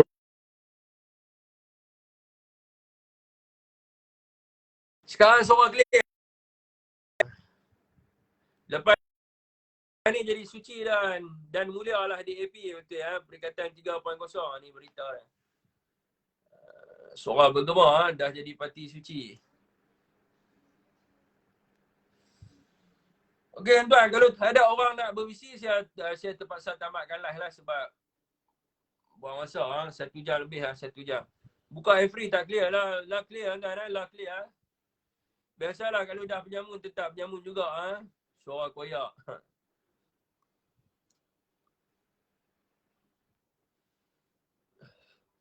Ada video merayu tu tak? Aduhai, sagi kalau kami tunjuk sagi hampa malu sagi. Suara okey tak payah pakai, tak elok bunyi Nasib baik Tan Sri Mulyani bukan jenis orang yang kuat viral Dalam Facebook, mereka champion. Saya nak tanya, 18 kes mahkamah ditangguhkan, mereka pergi jumpa siapa? Daripada bulan April tahun 2020 sehinggalah bulan Disember tahun 2020 dilaporkan dalam akhbar Zahid Hamidi tangguh kes pergi jumpa siapa? Bagi tahu kat saya. Takkan buta. Janganlah kita membutakan mata. Janganlah kita membenarkan sesuatu benda yang tak benar. Kenapa tak mau buka mata? Kenapa tak mau baca? Dalam surat khabar keluar. Semua surat khabar, berita harian, Sinar, Metro, semua keluar hari ini. Kes Zahid Hamidi dilapangkan. Kerana apa? Menurut kepada Hakim Lawrence Sekura, memberitahu bahawa Zahid Hamidi memberitahu beliau berjumpa dengan Tan Sri Mulyani. 18 kali kes mahkamah ditangguhkan. Pergi jumpa siapa? Pergi jumpa Tan Sri buat apa? Bawa fail banyak-banyak buat apa? Bawa fail banyak-banyak untuk minta Tan Sri gugurkan pendakwaan mereka di mahkamah. Kenapa tak mau terima? Buka surat khabar hari ni. Buka surat khabar hari ni. Kenapa tak mau buka? Buka surat khabar. Cari. Betul tak pemimpin apa? Dan sama juga macam pemimpin menyatakan sokongan kepada DAP. Zahid Hamidi bawa keluar kenyataan memang ada ahli Parlimen UMNO yang sokong Anwar Ibrahim. Mereka kata UMNO tak pernah sokong Anwar. Kita kata tak sokong macam mana Presiden hang buat keluar press statement. Presiden buat keluar press statement 24 hari bulan September tahun 2020. Zahid Hamidi mengatakan memang ada ahli Parlimen daripada UMNO yang menyokong kepada Anwar Ibrahim. Kenapa nak nafikan? Abang Fazil masuk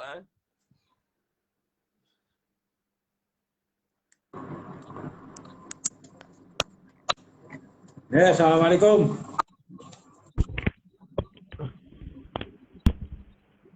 Assalamualaikum. Selamat malam.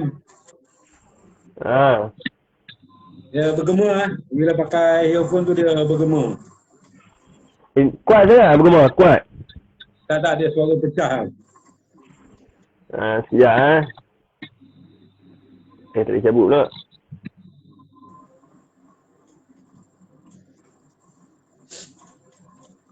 Okay, sekarang? Okey. Ya, Okey. yalah tadi saya tengok baca komen daripada atas nak visi. Saya pun upkan juga tapi tak ya masuk kan. Ha. Bila kata kita nak berujar, so kita kena gentle lah. Kita nak matahkan ujah orang itu, so kita kena bawa ujah lah. Tapi kalau sekadar kita menulis, lepas tu kita lari, so bagi saya tak sesuai lah. Tak sesuai benda tu. Okay, kita sentuh isu total lockdown. 1 Julai and sampai 14 Jun 1 Jun hingga 14 Jun total lockdown. 1 Jun sampai 26 Julai 2021. 21 Okey. Sebab apa? Kita tengok dalam surat khabar, dia ada tulis fasa pertama sampai fasa ketiga. So saya pun sebelum ni saya pernah menulis berkaitan tentang total lockdown. Saya cakap 2 minggu kan. 2 minggu. Tapi apabila saya berbicara dengan orang-orang yang pakar ekonomi, saya dapat merasakan bahawa tulisan saya itu adalah berdasarkan kepada pemikiran dan emosi saya. Sebab kita tak melihat orang lain, kita melihat diri kita saja masa tu. So saya hari ini saya tulis kembali, saya menyatakan bahawa apa yang kalau dibuat total lockdown itu, apa yang terjejas, golongan mana yang terjejas dan siapa yang akan terjejas. So di akhirnya tu saya menulis, saya mohon maaf kerana penulisan saya adalah atas dasar pemikiran dan emosi. Kerana ada lagi orang yang lebih cerdik daripada saya, orang yang lebih hebat dengan keilmuannya itu yang berada di tahap dia. Itulah orang-orangnya yang mencernakan bahawa inilah peraturan-peraturan ini yang sektor yang boleh dibuka, ini sektor yang perlu ditutup dan sebagainya kan. So tapi hari ini saya baca dalam sidang akhbar itu, kenyataan akhbar itu bahawa total lockdown itu sektor ekonomi dan sektor perkhidmatan boleh beroperasi boleh beroperasi, tapi mungkin dalam kadar masa yang ditentukanlah. Dalam grup-grup saya pun dah mula kecoh dah tentang kedai runcit lah, itulah ini dan sebagainya. Saya cakap tunggu SOP yang akan diumumkan. Mungkin esok atau lusa akan diumumkan SOP-nya. Kita jangan gelabah. Bagi saya ini mungkin satu kejayaan lah bagi satu pihak, mereka mendesak untuk diadakan total lockdown. Ini bagi pandangan saya secara peribadi. Tetapi pada pandangan pihak tersebut, mereka boleh meraih sokongan. Bagi saya cakap habis tu Tuan Syafiq, apabila total lockdown dilaksanakan, so golongan-golongan tertentu yang sebelum ini memang dah terjejas, so akan bertambah terjejas. Ke mana mereka nak mendapatkan pendapatan untuk menyara hidup mereka. So di sinilah jarum akan dimasukkan. Jarum akan dimasukkan, minta kepada kerajaan. Kita desak kepada kerajaan. Dan juga saya secara peribadi juga suruh UMNO pulang balik duit-duit yang mereka ambil. Kan yang baru ni yang keluar pasal 3 bilion semua tu kan, mereka pulang balik lah. Kan kesian kan rakyat ni kalau mereka tak pulang, naya rakyat lah. Kan duit tu mereka ambil duit rakyat, mereka kena pulang balik lah. Sebab apa, bila kita buat ni bukan lama ni, bukan sekejap ni, daripada kalau kita baca betul-betul keputusan tadi tu, yang saya baca dalam surat khabar tadi, dia ada 3 fasa. Kan kalau ikutkan daripada 3 fasa ni yang saya tengok di sini, sebab mula-mula dijawabnya 2 minggu, 1 sampai 14 Jun. Selepas tu dikatakan 4 minggu pula. Kan maknanya daripada 14 Jun sampai 12 Julai. Kan selepas tu dikatakan pula kan PKP diperketatkan 2 minggu. So semua sekali sampai 26 Julai. Kan so dekat-dekat sebulan lebih. Kalau kata sebulan lebih ni, kalau UMNO pulangkan balik duit yang mereka ambil, ni duit rakyat ni 3 bilion lebih apa semua ni, kan kita dapat bantulah kan rakyat ni. Kalau mereka tak pulangkan balik, nayalah mampulah kerajaan nak tanggung, dah lah nak kena tanggung hutang mereka lagi. Hutang yang UMNO buat 58 bilion. Kan lepas tu nak kena tanggung pula rakyat lagi. Habis kalau yang tu jahanam lah. So kat sini kita boleh nampaklah ada sesuatu nanti akan dimainkan sentimen rakyat nanti. Sentimen rakyat akan dimainkan untuk menyalahkan pihak kerajaan. Secara umumnya saya nak menyatakan kita memang kekurangan keuangan. Negara memang kekurangan keuangan. So dalam keadaan yang berat, kerajaan terpaksa umumkan juga PKP full lockdown ni. Total lockdown ni kerajaan terpaksa umumkan. Namun implikasinya cukup besar. Kemungkinan besar tidak terkesan kepada golongan yang berpendapatan bergaji bulanan. Itu mungkin tidak terkesan. Mungkin mereka tidak akan terkesan. Tetapi golongan-golongan lain yang perlu kita fikirkan. So Ustaz, apa nama? Okey, apa nama Abang Fazil? Saya nampak kat sini ada nampak satu benda lah. Bila kita buat full lockdown, kita tidak mahu rakyat bergerak. Saya nampak subsidi minyak kita kena alihkan lah. So kita stop subsidi minyak. Sekarang ni harga minyak kekal sebab kita kerajaan masih lagi bayar subsidi minyak. So saya ingat bila suruh rakyat duduk rumah, naik bila minyak RM3, RM4 pun. Nak suruh rakyat duduk rumah. So kita start subsidi minyak tu biar harga minyak naik.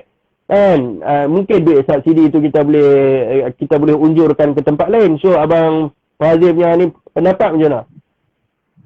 Bagus juga tu.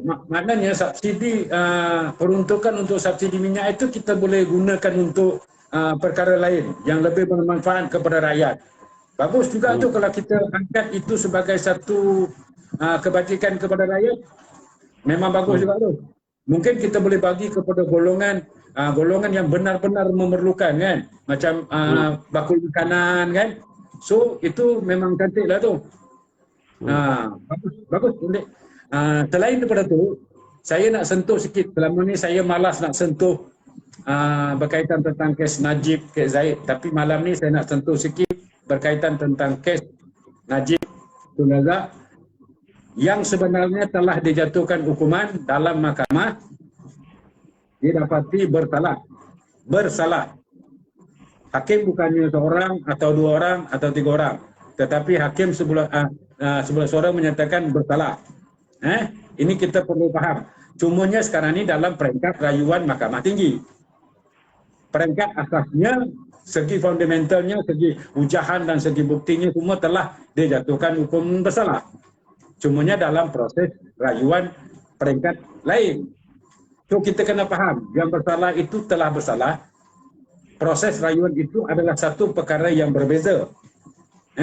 Mungkin dia punya penghakimannya itu berbeza, tetapi penghakiman itu tetap akan selari, kan? So kita kena faham, jangan cakap Najib Tun Abdul Razak didapati tidak bersalah, telah bebas dan sebagainya. Sekarang ni proses rayuan setelah didapati bersalah, setelah dijatuhkan hukuman bersalah. Kena faham bahasa Melayu, setelah dijatuhkan hukuman bersalah. Proses rayuan berjalan. Saya sebenarnya malah nak sentuh, tapi saya pun kena bantai. Dalam grup saya pun kena bantai dan sebagainya. Saya cakap, dah bersalah dalam proses rayuan. So, mana silapnya saya cakap.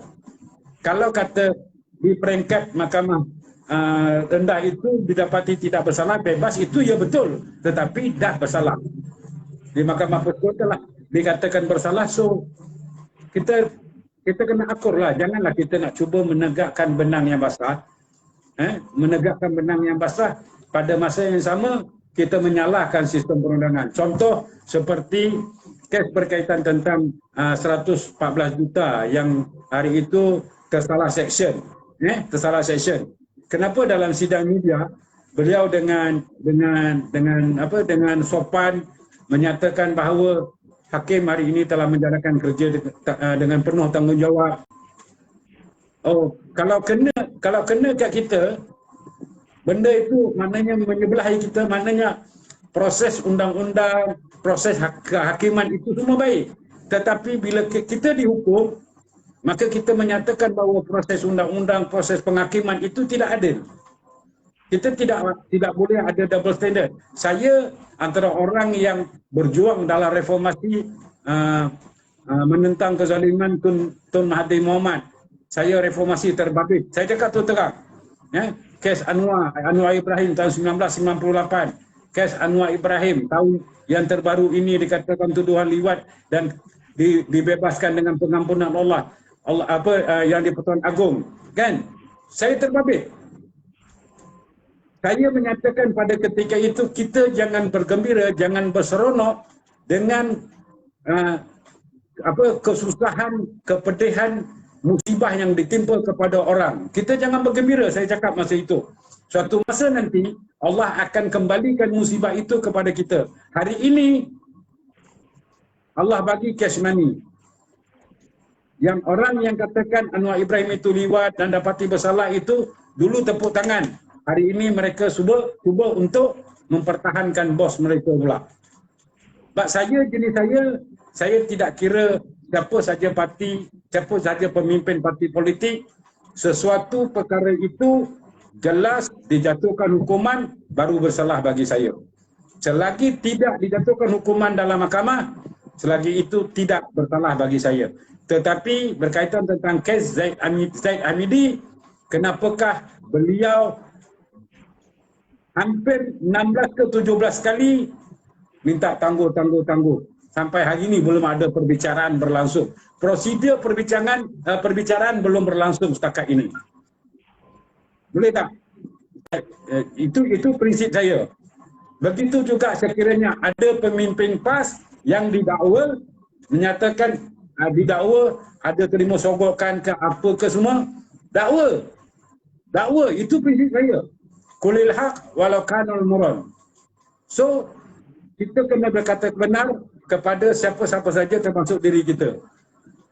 Nah, itu prinsip saya lah. Saya nak perjelaskan bahawa Najib telah dijatuhkan hukuman bersalah sekarang ini dalam proses rewind. Tetapi yang menunggu pertuduhan-pertuduhan lain banyak lagi. Okey. Selain daripada itu, sepanjang PKP yang akan dilaksanakan total lockdown ini, saya mengharapkan kepada orang-orang yang mendesak sebelum ini, mendesak dan bergembira dengan keputusan yang dibuat oleh kerajaan, anda semua jangan keluar rumah. Anda semua jangan keluar rumah. Saya minta cadangan kepada polis, kunci pintu daripada luar rumah. Sebab segelintir meminta lockdown dengan mendesak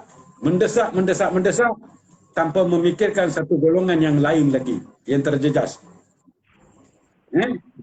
Jikalau kamu sebagai rakyat Malaysia yang mendesak meminta full lockdown dilakukan, so kamu akur dengan keputusan yang ditetapkan oleh kerajaan akan datang. Ini saya bagi tahu terang-terang saya cakapkan. Tanpa kita memikirkan nasib kehidupan orang lain, seperti saya menyatakan, sekiranya sektor ekonomi itu ditutup, sektor tertentu itu ditutup, harga barang akan naik. Bila harga barang naik, maka gelombang kemarahan rakyat akan meningkat. Yang akan dipersalahkan adalah kerajaan. Abah kau yang disalahkan nanti. Tetapi kesalahan daripada diri kita tak nampak sebagai rakyat Malaysia. Boleh tak sikit ulas sikit dan Syafiq? Yang ni betul, macam itulah, macam awal tadi saya cakap, semuanya adalah bergantung kepada orang kata apa, kepada masyarakat itu sendiri. Dia bukannya semuanya, kalau nak kata kerajaan ni, dia tugas-tugas kerajaan dia adalah untuk apa? Dia memerintah, menjalankan dasar dan juga agenda. Dan juga di dalam kementerian di bawah kerajaan dia ada kumpulan profesional dan juga pengurusan yang terlibat dalam pengurusan dan profesional. Dan juga di bawah kumpulan profesional dan juga pengurusan ni ada dia panggil sebagai kumpulan pelaksana yang melaksanakan agenda dan dasar yang ditetapkan oleh kerajaan. So apa tugas rakyat pula? Rakyat kena ikutlah apa yang ditetapkan oleh kerajaan. Sebab apa? Negara kita ada undang-undang. Dan undang-undang ni dibuat untuk apa? Untuk mendisiplinkan rakyat. Bukan undang-undang ni dibuat untuk menekan rakyat dan sebagainya. Undang-undang dibuat ni untuk kebaikan rakyat. Sekiranya tak mau ada negara yang ada undang-undang, so dia suruh dia duduk di bulan lah. Kan, itu masalah dia. Kan, dan hari ni kita nampak kes yang meningkat hari ni adalah bukan disebabkan kegagalan kerajaan, tapi kes yang meningkat hari ni adalah kerana gagalnya rakyat untuk mengikut apa yang telah ditetapkan oleh kerajaan. Ini masalahnya.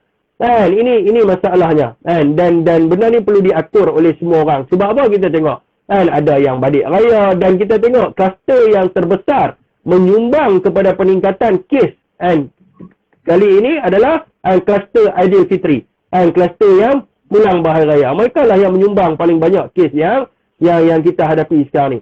So bila kita sebut tentang pulang hari raya ni, kita tahu bahawa kerajaan telah pun memberitahu bahawa tidak boleh balik. Kerajaan telah pun menetapkan SOP. Yang salah adalah rakyat yang melanggar. So kita kena, sebab tu saya kata kita kena banyak muhasabah diri. Dia macam ni lah. Kadang-kadang macam saya dulu mungkin Abang Fazil tak kenal saya masa 2014 kot. 2018. Dan saya punya diri saya waktu tu, saya punya ego saya tinggi. Saya punya ego tinggi gila.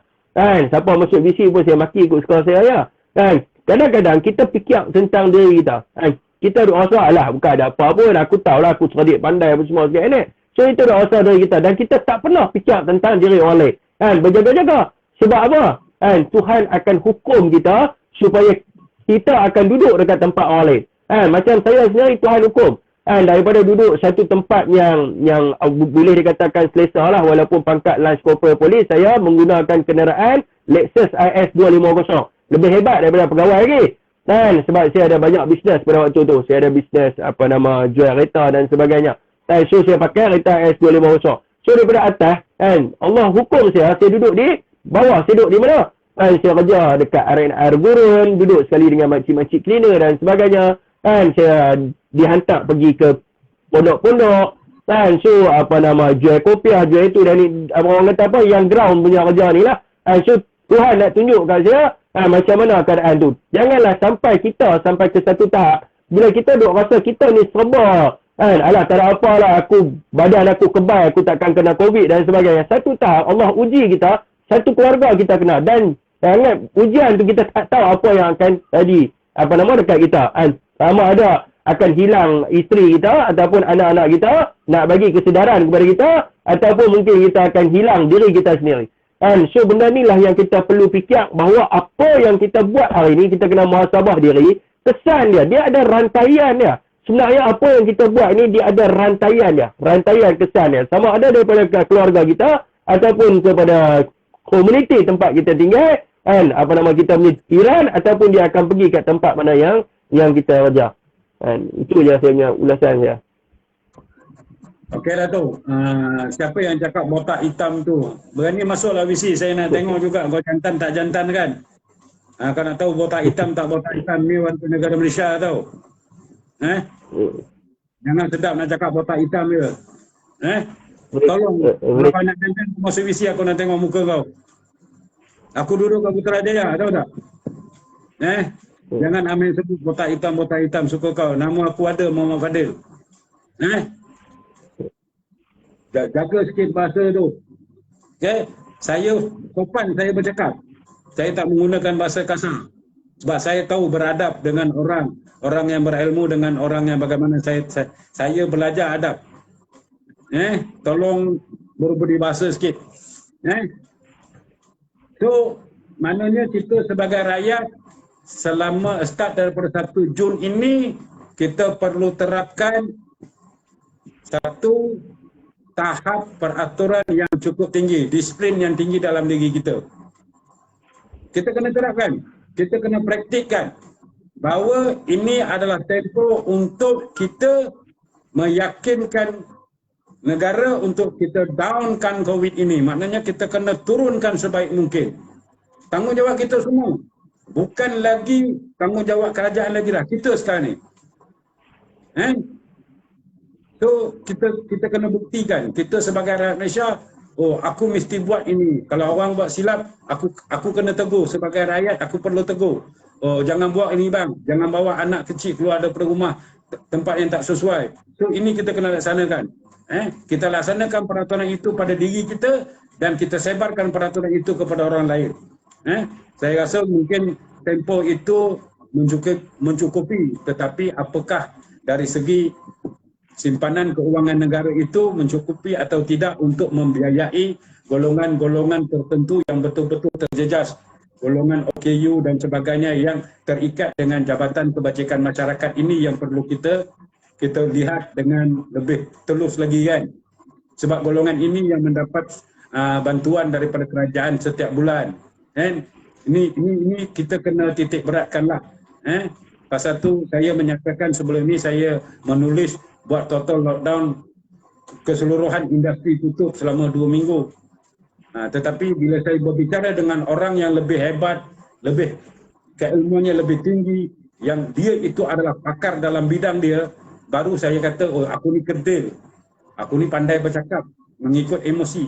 Tetapi orang yang ilmunya tinggi itu, dia terbabit.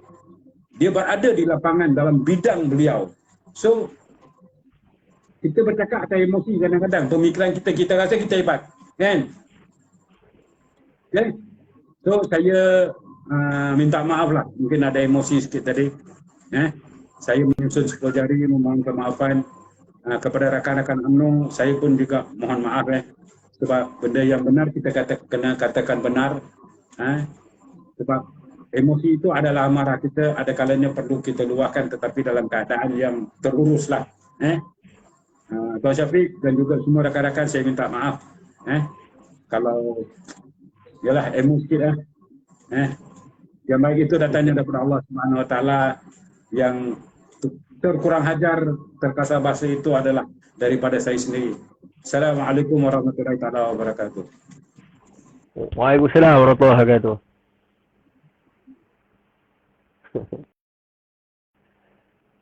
Itulah dugaan dalam orang kata apa, dalam dia panggil apa, media sosial lah. Media sosial ni banyak orang kata apa, dia panggil sebagai orang-orang yang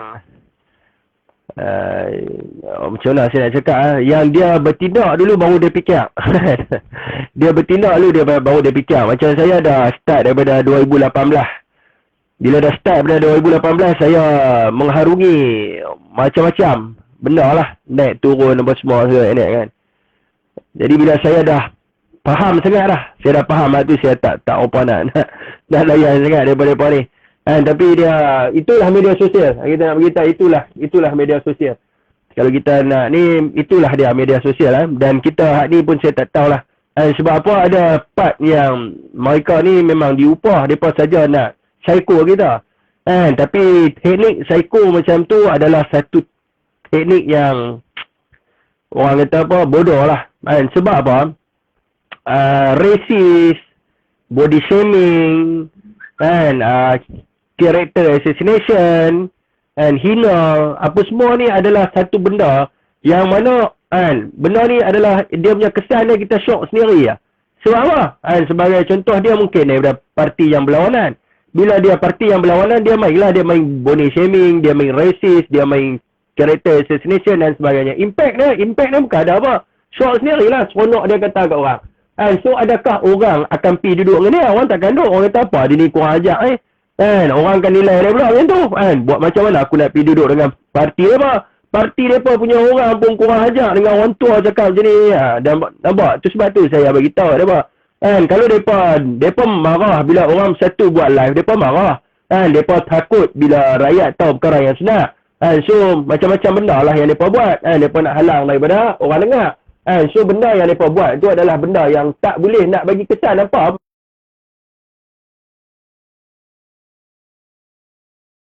Duk maki. Ada apa, orang tidak akan pergi duduk dengan mereka walaupun sekali pun. Sebab apa? Tidak ada point yang boleh menyebabkan orang tertarik dengan parti mereka. So rugilah. So benda ni yang mereka kena belajar. Benda ni yang mereka kena, sebab mereka pun lah ni, mereka punya lanskar cyber, mereka pun kerja maki orang ya. So mereka pun itulah mungkin teknik tu lah yang mereka tahu pun. Okay, Abang Abdul Razak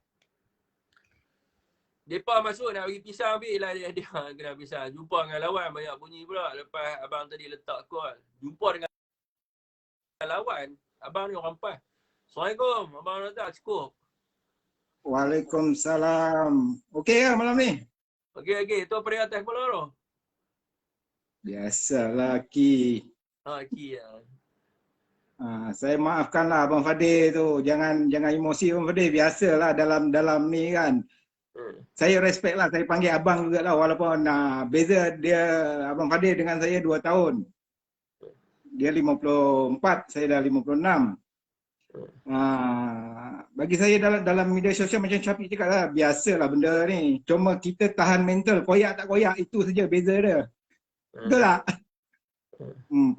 Pasal tu lah, pasal tadi Abang Fadil sebut kes Najib tu, dia dah didapati bersalah. Memang betul dia dah dapati bersalah. 7 kes ke dia punya kes dah didapati bersalah daripada pihak mahkamah. Saya rasa benda ni rakyat semua tahu benda ni. Cuma sekarang Najib cuma buat rayuan saja, mahkamah rayuan, betul, mahkamah tinggi lah. Jadi semua faham benda tu. Najib sendiri faham dia tu dah bersalah. Tinggal lagi dia nak tunjukkan, dia nak buktikan pada rakyat yang dia boleh backing diri dia. Rakyat pun nak tengok lah. Kalau boleh macam Syafiq cakap tadi, mahkamah kalau lockdown ni janganlah tutup. Pasal lockdown 2 minggu ni, kita rakyat Malaysia tak ada hiburan, Pi. Kita nak tengok hiburan lockdown ni. Kes Najib, kes Zaid, kes Rosmah, kita nak tengok apa lawak bodoh dia lagi buat ni. Rakyat nak tengok. Betul? Saya pun minta dengan Tan Sri Muhyiddin, kalau boleh mahkamah jangan lockdown lah, bagi special. Pasal rakyat boring Tan Sri. Rakyat nak tengok hiburan dekat mahkamah pula. Itu pasal kes mahkamah lah. Hari ni yang saya sebut ada Tupak ni, ada siapa komen berkenaan dengan isu ni. Isu Tajuddin ni, Abang Abdul Razak. Hari ni boleh pula mesyuarat dekat PWTC, mesyuarat pilihan raya. Yang ni macam mana pula yang ni? Bagi saya lah, sepatutnya saya tahu, saya dekat dari sini pada pergi PWTC tu bukan jauh sangat. Rumah saya 5 minit, 7 minit je. Tahu tadi tengok dia orang ramai-ramai dekat situ. Kita dah tahu dah, bila tengok dah ramai-ramai mesti ada benda yang dia nak buat. Kita tak tahu mesyuarat tak mesyuarat kan. Tadi petang tadi baru kita tahu. Tapi bagi saya lah, Tajuddin tu saya anggap dia tu nyanyok lah. Dia dah nyanyok apa yang dia cakap. Sebenarnya dia pun tahu kes COVID ni banyak benda yang tak boleh buat. Banyak benda yang terhad kata orang. Tapi kalau kita rasa kita gentleman, kita langgar lah apa yang syarat kerajaan buat. Kita rasa kita gentleman, apa nak takut, betul? Lepas tu keputusan kita tengoklah nanti apa pihak berkuasa. Saya pun minta juga pihak berkuasa ambil tindakan lah benda macam ni supaya jangan nanti rakyat pertikaikan kenapa dia orang boleh, kita tak boleh, betul? Kebanyakan sekarang rakyat tengok ahli-ahli politik, artis-artis, kenapa dia orang boleh, kita tak boleh. Betul tak benda ni? Contohnya, contoh kes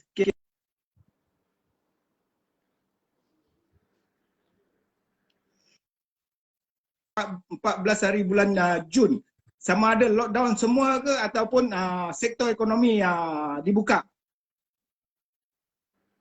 Saya tengok situ ada 3 fasa. Ya, saya pun ada tengok.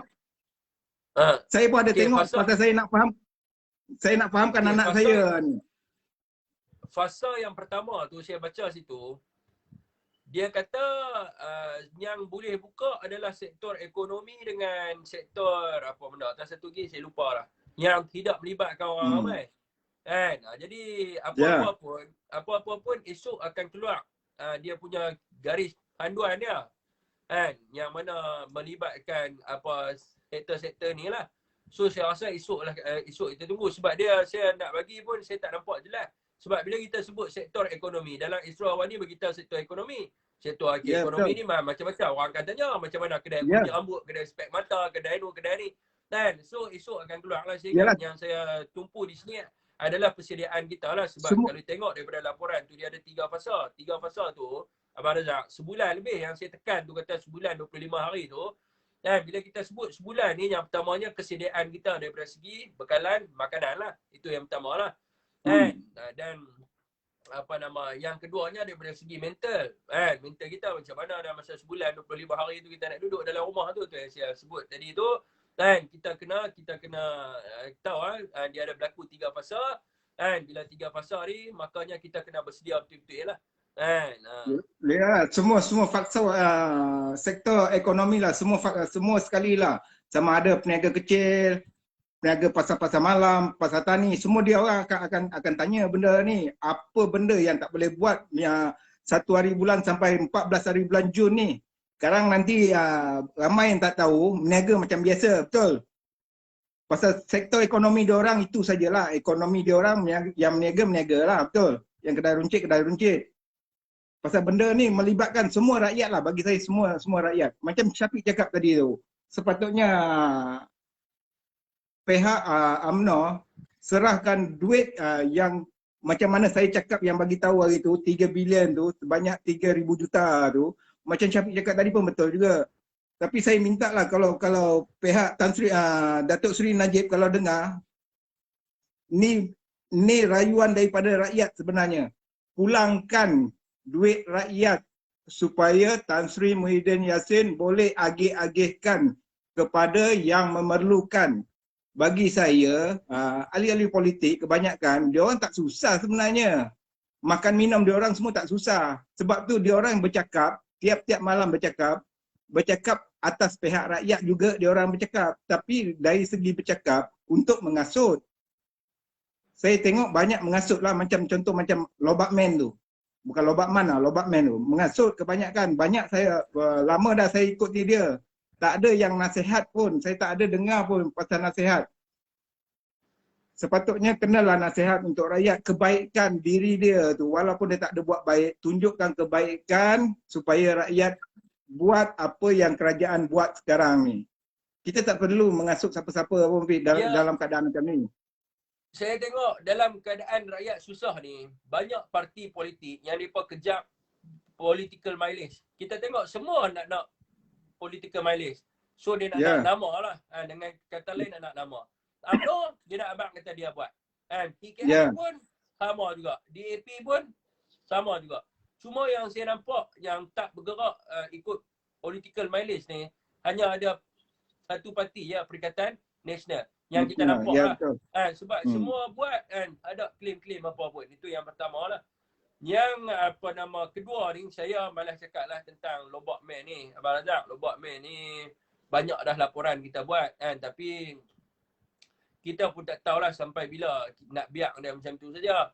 Dan kenalah juga ambil tindakan sebab rakyat akan ingat dia betul. Sebagai contohnya, bila kita sebut tentang daun semambu kan, banyak yang pihak kementerian yang kita peliknya daripada pihak Kementerian Kesihatan Malaysia sendiri bagi tahu kata daun semambu ni racun.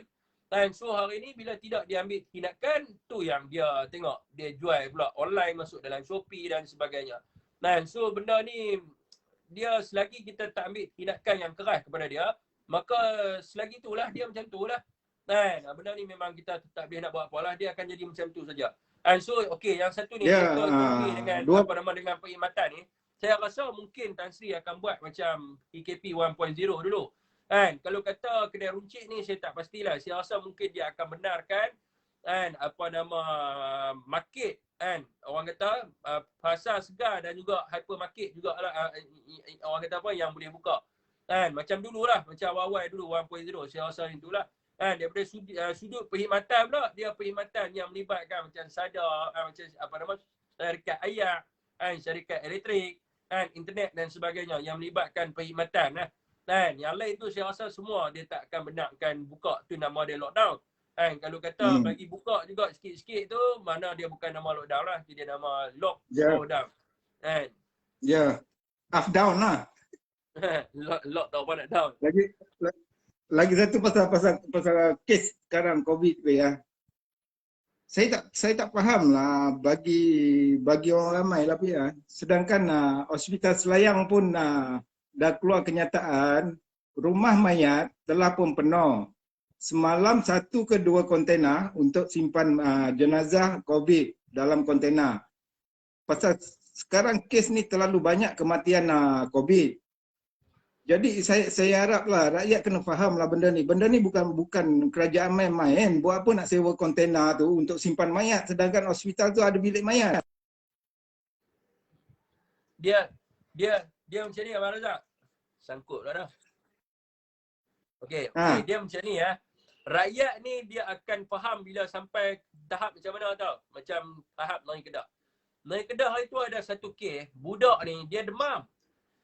Dia demam lah. Bila dia demam, dia nak pergi hospital. Hospital tak mau terima. Sebab apa? Kes dah terlampau banyak. Semua pack. Bila hospital hanya fokus pada kes COVID-19 saja. Mak dia sakit kan, jatuh bilik ayam ke apa ke, hospital tak boleh ambil. Waktu tu dia akan sedang. Waktu bila tau? Waktu dia nak pergi hospital, sat hospital hantar pergi sana, sat pergi sini. Last kali budak tu mati saja. Last kali budak tu semua tak masuk dalam surat khabar lah. Dia mati dalam ambulan. On the way nak pergi ke Pulau Pinang. Sebab apa nama, duk tunggu nak masuk hospital. Last kali hospital Pulau Pinang yang reserve yang bagi masuk. Waktu tu baru mereka akan sedap. Bila mereka nak pergi klinik lah ni pun sama. Lah ni kita nak pergi klinik, bukan boleh pergi biasa-biasa dah. Kita tak boleh pergi kata demam kita nak pergi macam biasa dah. Tak boleh dah. Mungkin ada certain tempat lah. Dia sampai ke satu tahap, bila apa nama dah naik, orang kata apa, hospital ni dah 100% penuh, waktu tu barulah mak dia sakit lah, waktu tu barulah dia teriak dekat emergency. Tolonglah doktor, mak saya ni nak masuk hospital ni. Mak dia dah tak boleh masuk hospital. Duk tendang sana tendang sini, lepas tu mati kat atas ambulan. Time tu baru dia nak sedar. Orang kita macam tu lah, bila berlaku macam tu, baru dia sedar. Benda ni masalah mentaliti orang kita ni. Mentaliti orang kita ni sampai dah teruk. Dia macam ni lah. Macam kita punya sejarah Melaka dulu lah. Bila dah nampak Portugis, Belanda jajah teruk semua sekali ni, orang Melayu kena tindas, baru nak bangkit. Sedangkan orang Melayu yang buka laluan bagi Portugis masuk. Jadi dia mungkin akan macam tu lah. Macam tu juga Jepun dulu. Bila kita duk rasa British, Jepun lagi baik daripada British, kita buat perjanjian dengan Jepun. Jepun masuk, dia bunuh habis semua orang Melayu. Waktu tu barulah orang Melayu bangkit menentang Jepun. So saya rasa COVID-19 ni pun macam tu juga. Bila dah jadi macam dengan pekan zombie, sampai mungkin nak masuk hospital pun kena duduk dekat atas jalan raya, kat depan pagar dan sebagainya. Waktu tu baru nak rasa nak lawan. Saya duk nampak macam tu lah kan orang kita kan. Sebab sejarah menunjukkan begitu. Saya dengan anak saya kemungkinan besar ambil suntikan pertama pada 19 hari bulan 6 Pip. Mungkin dekat PWTC lah. Saya tak tengok lagi. Saya haraplah orang ramai kalau dapat due date tu, pergi, jangan tak pergi. Pasal duit yang kerajaan guna, kebanyakannya duit yang dia guna tu duit kita sebenarnya, duit rakyat. Dan kerajaan pun untuk nak menyelamatkan nyawa rakyat, dia cakap. Kalau yang tak kena tu memanglah boleh bercakap macam-macam. Kalau yang dah kena tu, tengok dalam media sosial, media elektronik, banyak yang keluar yang kena kes COVID tu. Itu dia orang pun minta juga supaya pergilah mana-mana tempat kalau bila dipanggil. Jangan sampai dah macam saya. Ada satu abang tu dia cakap, dah macam saya ni. Dulu saya tak percaya. Abang tu sendiri mengaku. Dia kata dia tak percaya. Tapi kena atas diri saya baru saya tahu. Sampai nak bernyawa pun tak boleh. Tu nasib baik oksigen ada dekat Malaysia. Kalau oksigen macam dekat India tu tak ada, berapa ramai mati rakyat Malaysia pasal COVID. Betul. Fikirlah benda ni, fikir. Pasal kebanyakan rakyat Malaysia ni bukan macam rakyat zaman datuk nenek kita 50-an, 60-an dulu. Bijak pandai dah. Fikir yang mana baik dan yang mana tak baik. Kalau nak fikir kita nak baikkan keluarga kita, kita kena mulakan dululah. Kita sebagai ketua rumah tangga, kita kena mulakan dululah. Jangan kita suruh anak kita pula pergi dulu. Jadi kita tak nak pergi pun tak boleh lah. Kita ketua rumah tangga, kita kena pergi. Kalau kita ketua penduduk, kita kena pergi tunjukkan supaya jiran-jiran kita tengok, oh kita punya tu dah pergi. Ini duk mengasuk sama juga dekat sama juga dekat saya ni. Macam sekarang ni. Okey, cakap. Abang Razak, sekarang ni varian baru ni dia pilih pula. Sebelum ni varian dia attack orang 59 tahun ke atas. Yang ni yang baru ni dia pilih pula. Dia pilih budak-budak pula. Fikirlah anak-anak sendiri, bukan anak kita, anak mereka. Anak saya tak bagi keluar rumah. Duduk dalam rumah ni sepanjang PKP. Sepanjang PKP Abang Razak, anak saya. Duduk depan TV tu, saya tak bagi keluar. Keluar selangkah pagar saya tak bagi. Duduk dalam rumah dekat setahun lebih dah duduk dalam rumah, tak bagi keluar. Jadi itu anak saya, tu anak saya. Anak orang lain saya tak tahulah kan, mampu efek mereka. Anak mereka yang nak mati bukan anak saya. Kita terpaksa cakap keras macam tu nak bagi mereka faham. Saya tak bagi. Nak saya tak bagi. Duduk duduk dalam rumah, dah buat lah rumah. Saya belilah dekat dalam Shopee apa depa boleh main kan. Duduk dalam rumah. Tapi Kita ajak lah tapi yang sikit, sebelah ajak masak apa. ya tapi yang sebelah sana Bi dia 2 malam dah tak buat live tau. Malam masuk ni 3 malam tau. Dia ada keluarkan satu kenyataan, dia ada 21 bahan tau, rempah ratus, dan dia offer siapa yang kena varian baru ni cubalah datang, kita akan cuba pulihkan, dia kata. Yang kena varian baru ni, dia kata cubalah datang, kita akan cuba pulihkan. Saya cakap, saya ada tu komen jugalah, janganlah buat macam ni. Cakap, sekarang kerajaan cuba nak pulihkan benda ni. Nak, kata orang nak halang kalau boleh, nak sekat langsung benda ni. Tapi kita kata orang sebagai orang pandai lah, Datuk. Sebi dia pandai. Cakap, kadang-kadang saya pun pening, saya tengok juga dalam TV ni ada Profesor Dr. Media UPM ke. Saya cakap doktor ni pun saya rasa tak bagus lah. Yang bagus daripada sana. Sana semua dah bagi tahu apa bahan-bahan nak guna. Tapi janganlah buat macam ni. Bila buat macam ni, macam Syafiq cakap lah, orang kita ni tahu jelah cepat sangat terpengaruh kan. Jadi benda-benda macam ni kalau boleh janganlah berlaku lagi. Pihak berkuasa pun sepatutnya bukan tak tahu orang tu buat live tiap-tiap malam. Kalau benda tak kena, ambillah satu tindakan. Ambil satu tindakan supaya rakyat tak terpengaruh. Cakap, kalau rakyat terpengaruh susah macam saya bagi tahu hari tu.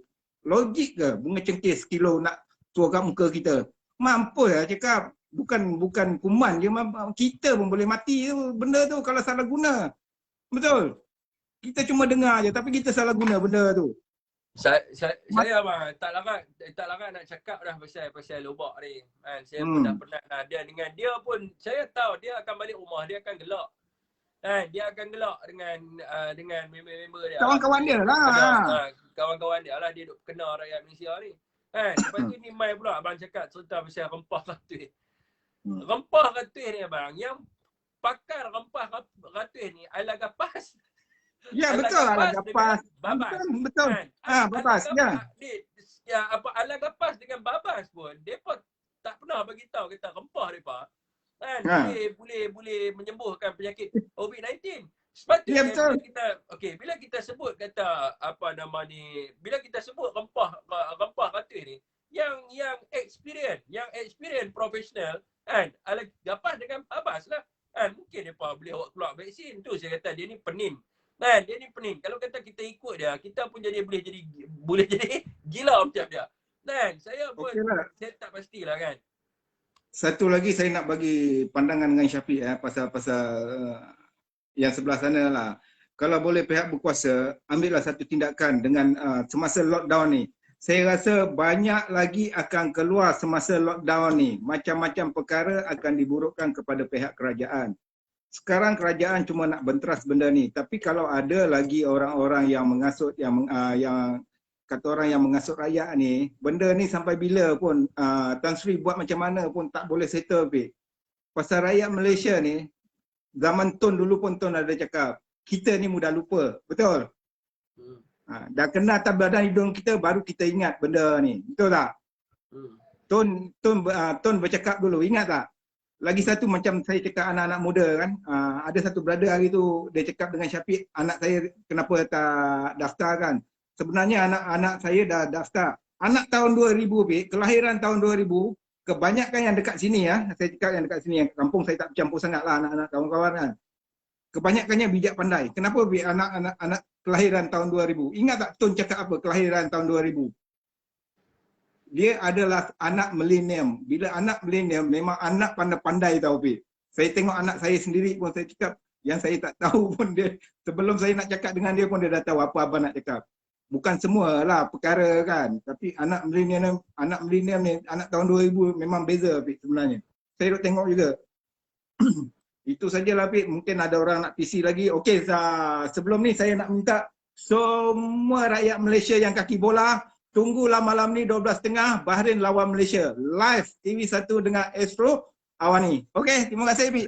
Okey. Waalaikumsalam warahmatullahi wabarakatuh. Okey, saya pun sama agak tuan-tuan. Saya pun ada ni sikit. Lagi 4 minit tuan nak tengok bola tuan. Okey, setakat saja untuk malam ni tuan. Wabillahi taufiq wa hidayah. Kalau kata tuan kalau kata bola ada buat live kat RTM 1, mungkin saya akan buat live kat FB saya lah. Kok tuan-tuan nak tengok tuan. Okey tuan, setakat saja. Wabillahi taufiq wa hidayah. Assalamualaikum warahmatullahi wabarakatuh.